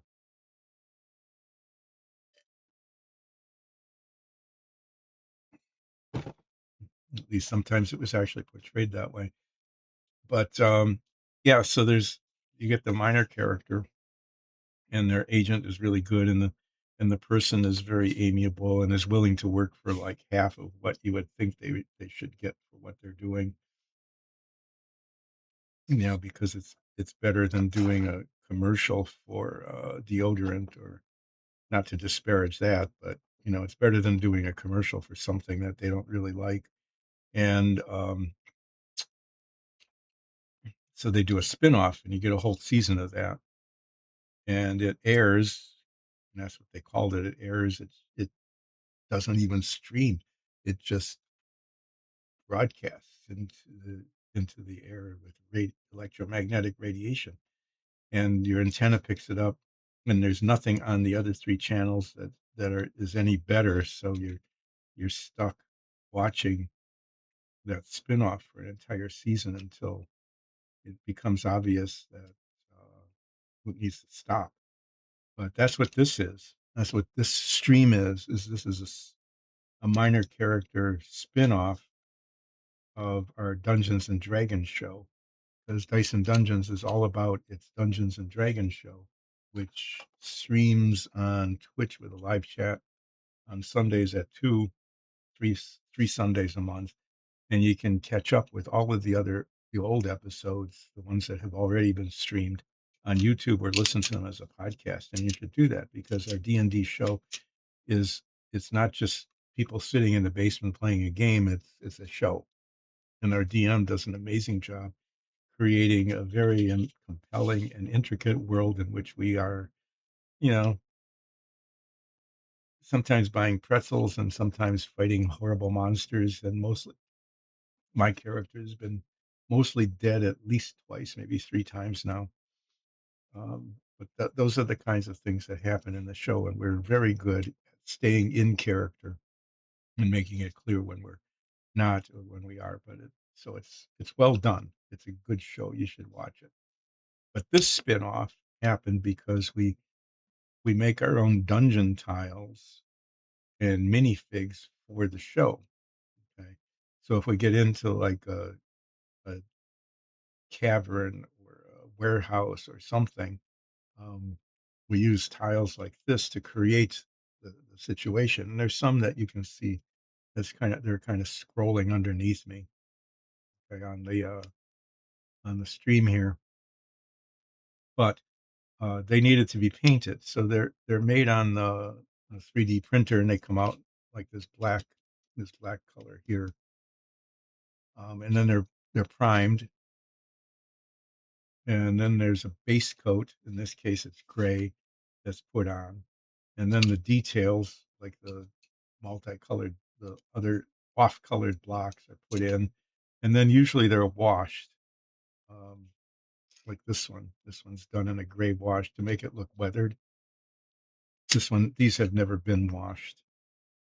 Maybe sometime I'll do that. Maybe I'll take a couple of these and put the gray wash on just so you can see how that goes, and it'll be like doing something for the D&D show. Okay. And then these, there's rough stone, there's cut stone, and then there's wood. These are my favorites. These are base primed and then done in a brown color and then washed with a reddish brown wash that gives it this really nice kind of lush wood color. And in this case, the wood grain is actually down, not up, so you don't sand it to show the grain. The wash seeps in and into the grooves, the grain grooves, and makes it look like wood. And then the stucco that's painted on after everything's been washed. And this is an example of one of the things we have. We have working doors. Doors work like that. And those are painted too with little, detail on the handles and stuff like, like that. So this stream started because these needed to be painted, and our DM said, "Well, if you're going to be painting, why don't we stream the painting?" And I said, "Why would anybody? Why would we do that?" And she said, "Well, you're painting anyway. What's the difference? We'll just put a camera up." And then there used to be music in the background, so I didn't have to talk the whole time to fill the airspace, but that stopped like over a year ago for reasons that have to do with fake copyright claims and junk like that. But yeah, so dungeon tiles and minifigs too. Like paint minifigs like this halfling cleric. Okay, I would do. I would paint those for the show. And, yeah, paint a lot of detail. It would take some time, and it'd be kind of fun. And they'd end up looking pretty decent. You know, pretty pretty neat. And then they'd show up in the show um, doing something. This minifig is actually a friend that's on our side if we get into a battle of some sort. Now, the amazing thing about these dungeon tiles is not the outstanding paint job that somebody did on them, okay, but that is pretty good. The really amazing thing about them is how they're constructed, because I don't know if you've heard that, but look, they stick together. And then you can take them apart and stick them together in a different way, or like that. And they all stick to each other, and they come apart and hold on to each other really well, which means that you can take them apart individually and then piece them together into whatever you want it to look like. And these are just samples. There's outside corners, there's inside corners, there's rounded corners, there's windows, different kinds of doors, pillars. Okay. So that, and they're painted on the outside too, so that you're, depending on how the camera is looking at it, the backs look like it's, complete. Over time, these have evolved. The very first ones we did, the wall was actually separate from the base, and they needed to be epoxied on. And we have a bunch of those still. And we did an okay job with that, but the problem with that is that you can't always get the walls exactly right. And so they weren't always very even on top. Sometimes they weren't square. They'd lean a little bit or they'd twist a little bit. And so our DM who runs the 3D printers figured out how to make them one solid piece. Okay, that's really, and so um, they're all nice 90-degree angles and vertical. And not only that, if you drop them, the wall doesn't break off from the floor like some of the others did. And then These earlier versions had a plate on the bottom. You can see that, okay? And the magnets would go into little wells in the bottom of the tile, and then the plate would go on it, and that actually works pretty well. It's really not a bad thing, but our DM figured out how, since we got a new 3D printer that stops the printing process at a very precise point, and the ball magnets go in, and then the rest of it is printed on top of that, so that these are now totally seamless. Okay, they still have the ball magnets in them. Okay? They still work the same way, but there's no seams. And she even has gone further than that and done some amazing things. Like you can see here that there's holes on the top of the hinge pins that would go in like that. Okay. And then they're epoxied on the top to hold the door in. Well, now there isn't that. Okay. Again, the process stops at a certain point and the door is inserted and then it finishes off on the top so that it's a nice flat surface. And even more amazing, this is actually, I have no idea how she did this, is when you're doing 3D printing over a gap, okay? 3D printing is just extruding out this little stream of molten plastic, tiny little hair-like stream is you'll get dangly bits. And I kept this one without cleaning it off. Usually we would like file that off, little dangly bits there. But somehow or other, she's figured out how to do it. And it's really hard to see. But there are no dangly bits there. It's a perfectly smooth surface. So this is an incredibly high quality. This one is the most recent iteration of our dungeon tiles. Just an amazingly high quality tile. I mean, the doors are in there. There's no visible seamage. Okay. The ball magnets are sealed. It's one solid piece. Just almost is flawless. It's flawless until I paint it. And then all the painting flaws would show up, right? But this is unpainted. So this would be uh, primed. Okay. This is cut stone and then it'd be painted gray. The door would be separately painted. It would probably be like a metallic metal frame, and then either wood panels in there or a different color of metallic. If you can even see it, it doesn't there you can see that there's like framing inside the door. These panels would be painted one color and then the frame another. It's a little harder to paint the door when it's already installed, but not terribly much harder than any of the other stuff I've been doing here, where the models that I've been working on. So that's how this stream started. And when there weren't any dungeon tiles that needed to be painted for the show, and there weren't any minifigs that needed to be painted for the show, our GM said, keep the stream going. And I said, how and why? And she said, well, you've got like 50 models that you bought and you retired and never built any of them. Why don't you go ahead and do that? And I said, well, okay. I was kind of reluctant about it. Okay, why not? I don't have a, what else can I do with my time? And I figured when I retired, I would be building a lot of models and I haven't. So that's what I've been doing. And I think I've got like 7 done since I started. I keep, I should make a list so I don't have to recount them each time. And they've been coming out okay. They've been, they've been looking okay. Um, the latest one is this Ford GT350, which is getting close to completion, but I won't be finishing it until I get back on the on April 20th because I'm going to be gone traveling for a long time. But you won't be, and even if you are, you can catch our Dungeons and Dragons show.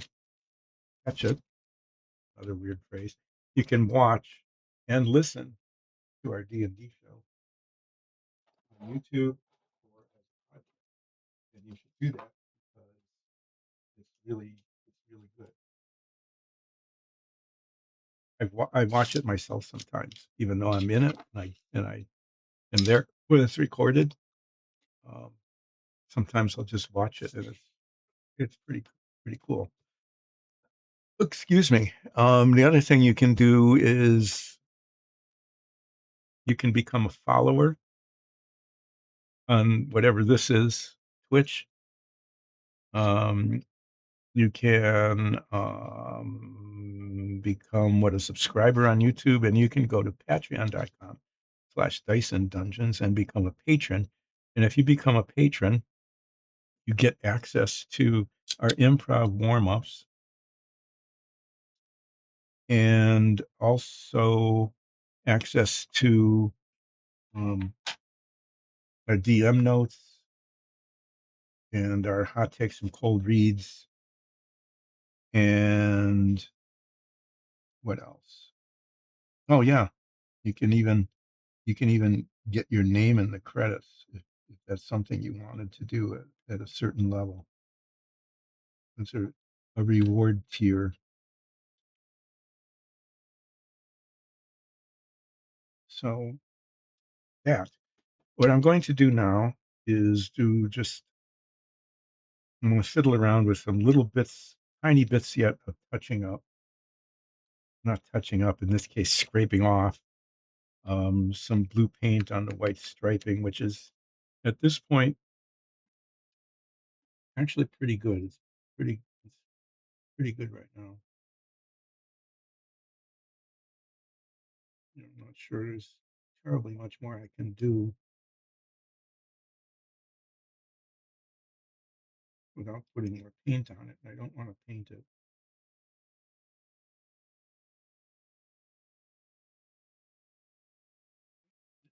Every time paint is applied, there's an opportunity for disaster.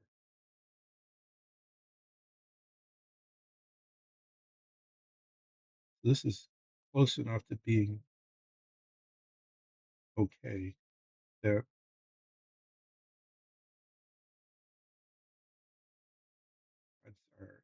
I would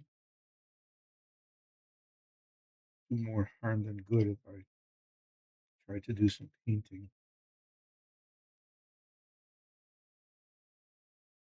So I'm not going to do any painting on this. I'm just going to do some removal of blue as much as I can.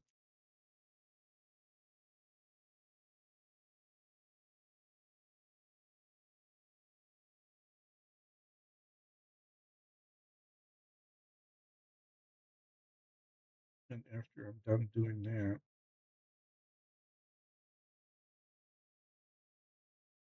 if the blue paint is dry enough, I'm going to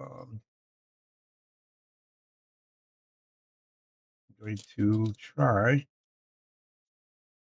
to expose the red lettering in the Stegosaurus stand.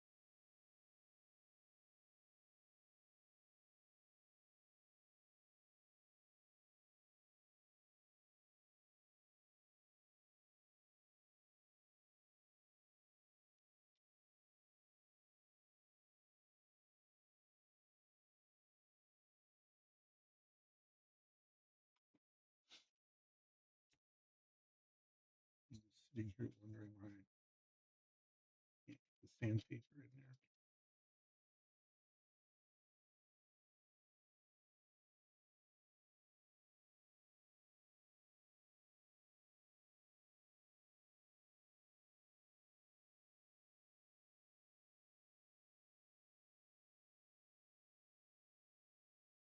So what I'm doing is just tiny bits. Right. that I didn't get before that are opportunities for microscopic improvement in the striping.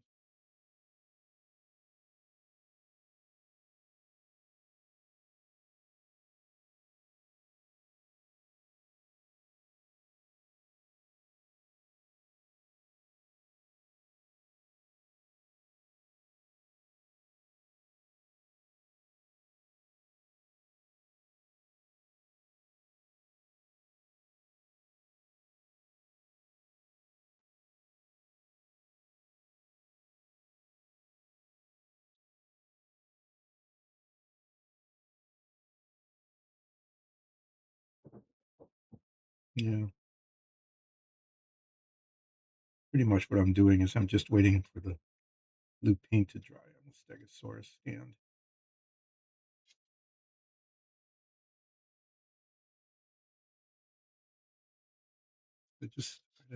I don't see a lot of room for improvement here.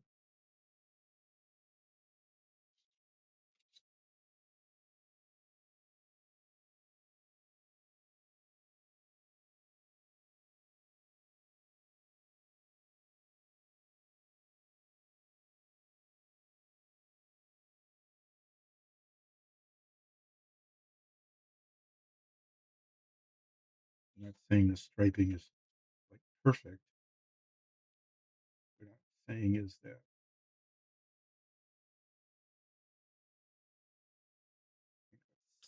seeing, given my ability or lack thereof, ways to make it better.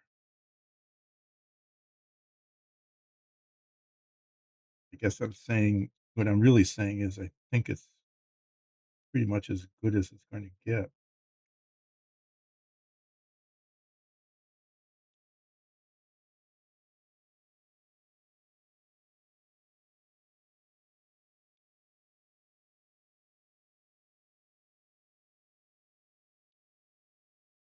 So I've said this before. I'll say it again. The secret making your models really look good to a viewer, if you're modeling at my skill level, you know, not the level of somebody who is a master modeler and like makes models for the covers of boxes or entering into a model competition show, you know, not like that. But if you're at my skill level, and you know what that is because you see it here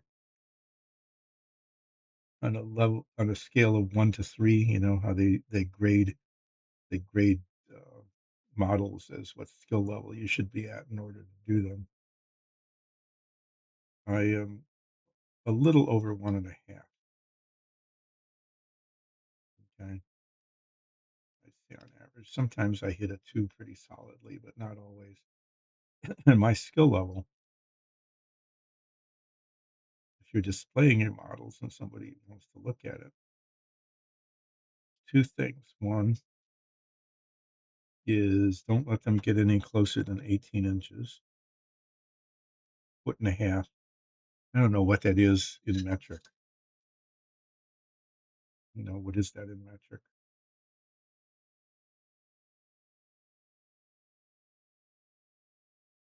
It's like 0.45 meters, something like that, somewhere in that range.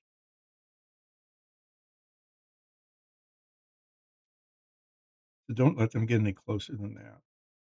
And definitely don't give them head magnifiers and say, hey, look at this model through these 2x glasses, because you'll be amazed at the quality of my work, even under magnification. Definitely don't do that. And the other is keep the lighting. Don't make it real bright. Okay? Keep the lighting. See, this line came up just beautifully clear, and this was this is all wiggly. Just little bits of paint got in underneath the tape.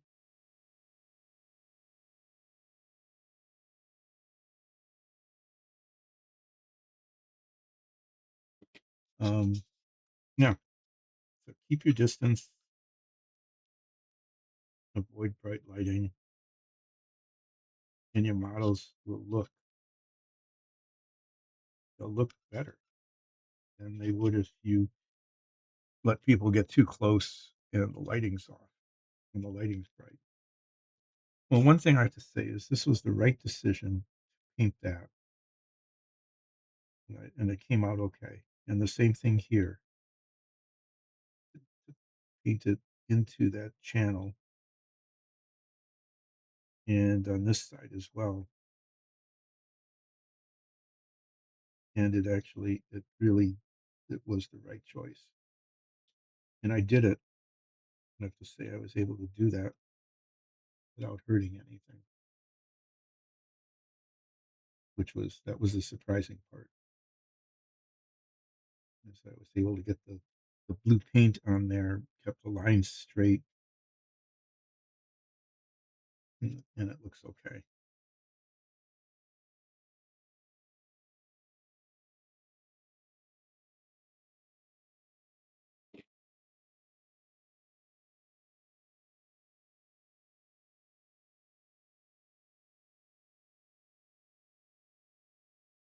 Okay, now I'm just getting double vision now. Okay, I'm done with that. What I'm going to do here, bring this over so you can see I've got the body, I've got the chrome, the bumpers, the grill, little bar that goes across the engine, um, tail lights, headlights, backup lights, gas cap. All these parts are in here. The hood, right, is there. And the next step on this, and that's going to be, I hope it turns out okay. I really hope this turns out okay kind of step,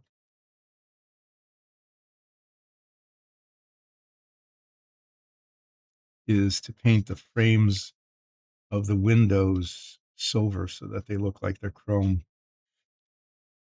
and doing that and keeping it with a nice straight line.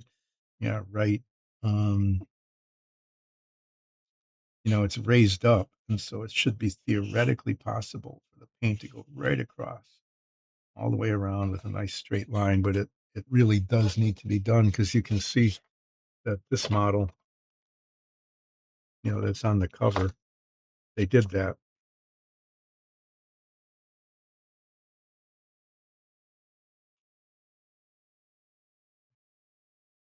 or at least it gives that appearance anyway. At least they did the inside of it.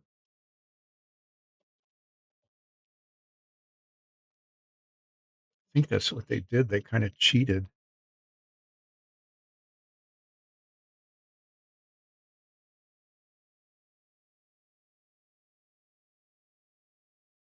I'm looking at this, and it looks like what they did was they painted the inside, but not the outside. I don't know. I'm just going to have to I'll have to decide what to do when the time comes to do it. Why do I have this? This is sprue. There's some nice pieces on here that I could use for something else, but I guess I was testing blue paint on this.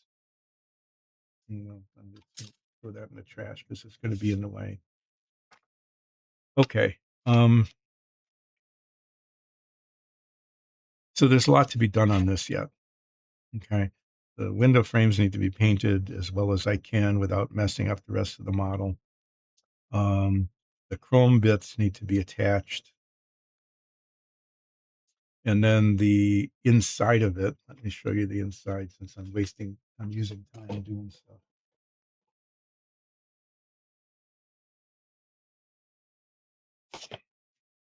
The insides need to be put into the outside.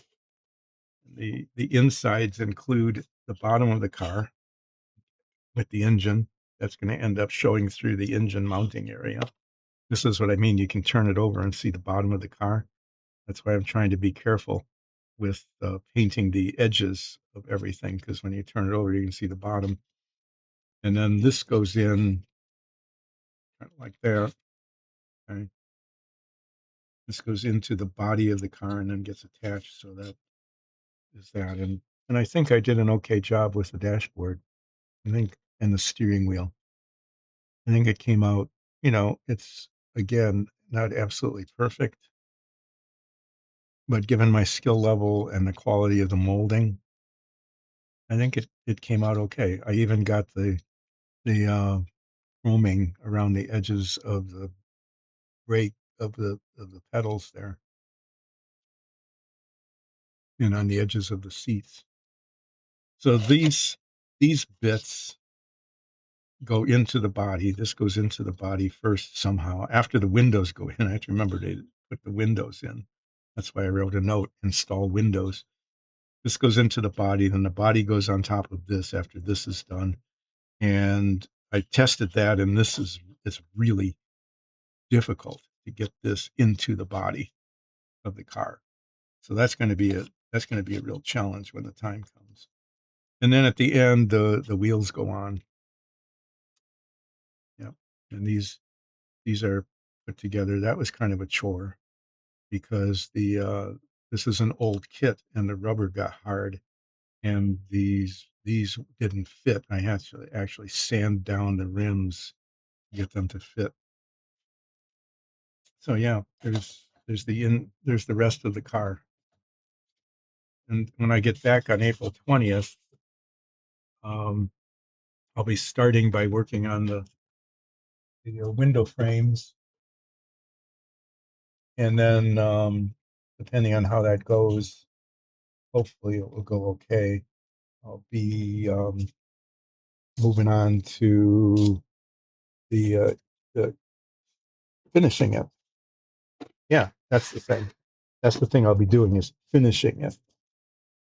What time is it? Oh, there's not much time left. There's just enough time. Is this dry?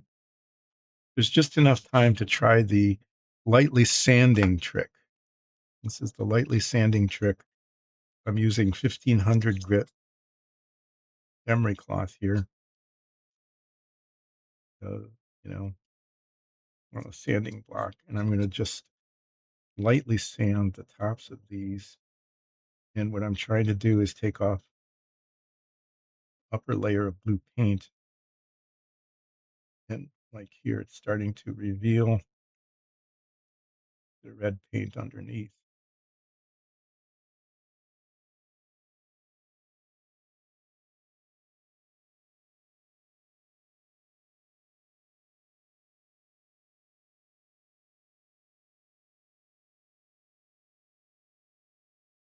Looks like the red paint is coming off too. Well, what I'm revealing is the original plastic. So this isn't really working. I mean, it's okay, but all the paint is coming off. I don't know what happened. Maybe I didn't let the red dry fast enough, long enough.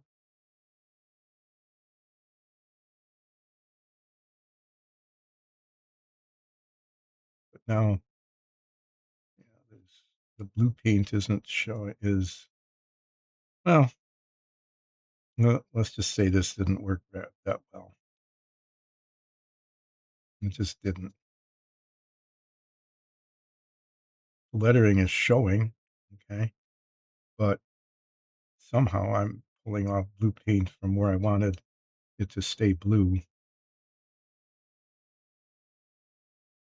So I'm going to end up doing what I was avoiding doing in the first place, which is painting around the letters.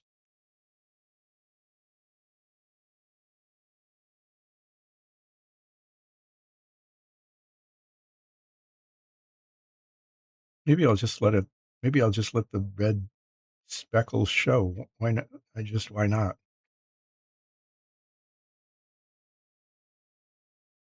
There, but the letters stand out. Okay, so it kind of worked, but not what I wanted. I wanted them to be red. That's just the original plastic color. And the behind part is just it's all mottled red and blue, but I'm gonna say that that's a feature and not a flaw. Yeah, so there. I did that thing, and I'm declaring it a success, even though it isn't. Uh, so so what? So buttons and modern zippers. I'm repeating myself so much now that I have nothing else to say. Um, yeah, it's yeah, like a half hour to go. I might end up wrapping up a little bit early today. If there's anybody in chat that I need to engage with. Um, but what is going to happen as you look at this is that I am going to be gone until April 20th, a good long time. Good long time. That's another phrase that maybe it's not good. I don't I don't know if it's good or not. The good is like an emphasis. Say it's more than a little long time. It's just a fairly large amount of time. Um, yeah, and then I will be back on the 20th, and the task at that point will be to work on the GT350 by painting the door handles and the window frames and the windshield wipers with silver paint, and do that as well as I can. Really can't see what they did on this model. I can see I can see that they painted the inside of the window frame, but I don't see that they painted it there or like here. That's not painted chrome. So maybe I can get away with just painting the inside of the frame like they did here, and not because there's a nice clean edge there, and not painting the outside of it.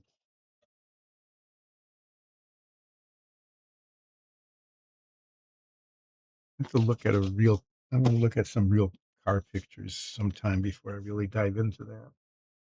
Um, sorry, itchy eyes. Yeah, I'm gonna wrap up early here. I don't have anything else I can get done. I'll be working on the GT350 when I get back, and I don't know how long it will take to finish it. I'm guessing several weeks yet. It doesn't look like there's much to be done, but there actually is a fair amount of stuff that needs to be done on it to get it finished. And there's always a chance that something could go badly wrong, in which case then I need I would need to do some significant repair work.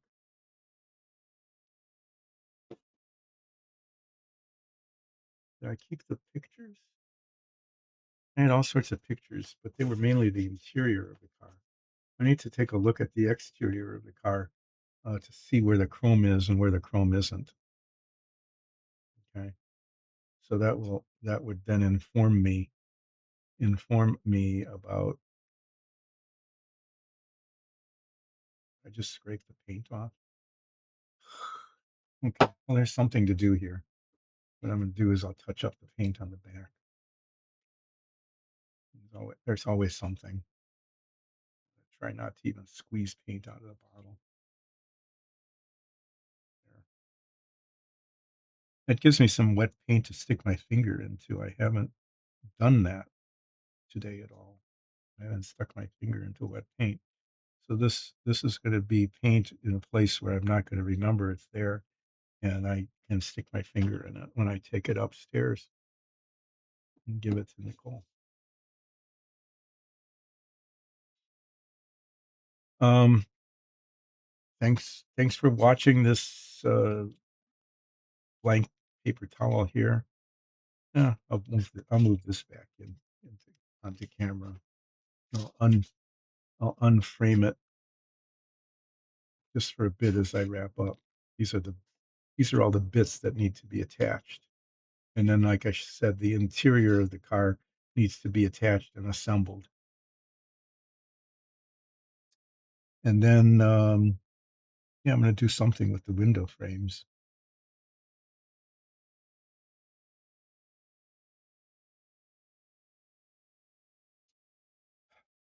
Definitely gonna do the door handles, but I just don't know about the window frames. It would be so much better if I just didn't, okay? Like, if I just didn't try it, it would I'm not sure it would be missed if I didn't paint them, chrome, and the opportunity to just really make a mess of something that's pretty okay right now is huge. You know, if I don't, right, I'll need to do some cleaning up there, a little bit more cleaning up.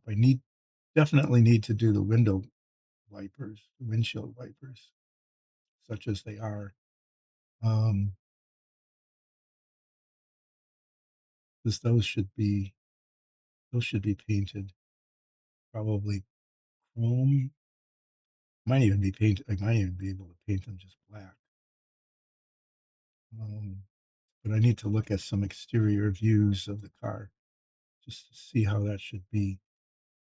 I think they'd look okay if they were just black and not chromed. But I'm backing off. I'm seriously backing off of my plan to paint the window frames. I don't think that it would add that much to the appearance of the car compared to the disaster that might happen if I mess it up. So seriously, I'm thinking of not and just attempting the door handles and the windshield wipers. And oh yeah, there's the little lock on that, and there's some bits on the hood here. These are places where pins go in to hold the hood down. I think I think I have convinced myself that that's the extent of it. What's that? Really? I thought I had this.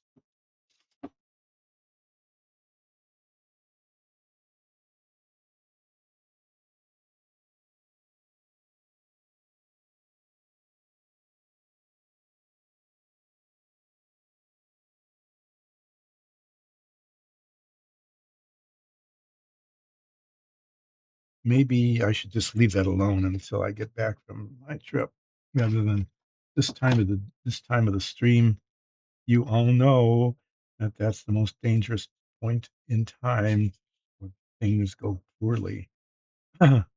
So this little bit right there on the hood that I would like to not have be there, um, that I thought was okay, but then I've been doing better on the rest of it.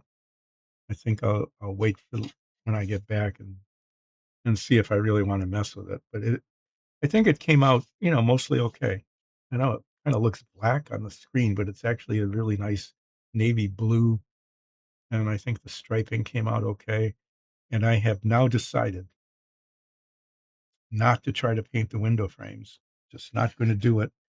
I'm just gonna paint the door handles, the lock on the trunk, and the, windshield wipers. That's all I'm gonna do, and then once those are done, well, the door handles definitely have to be painted. Once that's done, then I'm gonna do the final assembly. That will make it go faster, and it will probably prevent a significant disaster from happening. I'll just say that. Um, yeah, and then after that, then there's just a little touching up some spots here with black paint that I can do, but hopefully without causing, a mess. Thanks, everybody. I'll be back. I will be back on April 20th, and I'll be moving forward with the GT350, doing the last bits. Um, Look, if I don't paint the window frame, I need to clean it. There's little bits of touching, of cleaning. Oh, yeah, excuse me, cleaning up with the stripes yet. Not a whole lot, but there's still a little bit, especially now that I'm not painting that silver, okay? And some little spots on the hood that I thought were adequate, but, can be improved.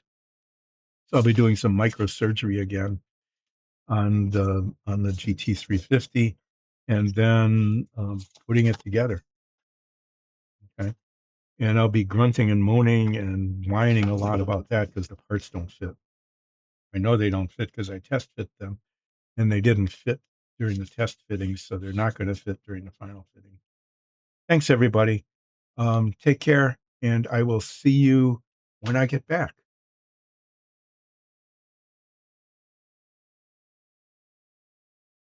Thanks so much. Thanks for dropping in.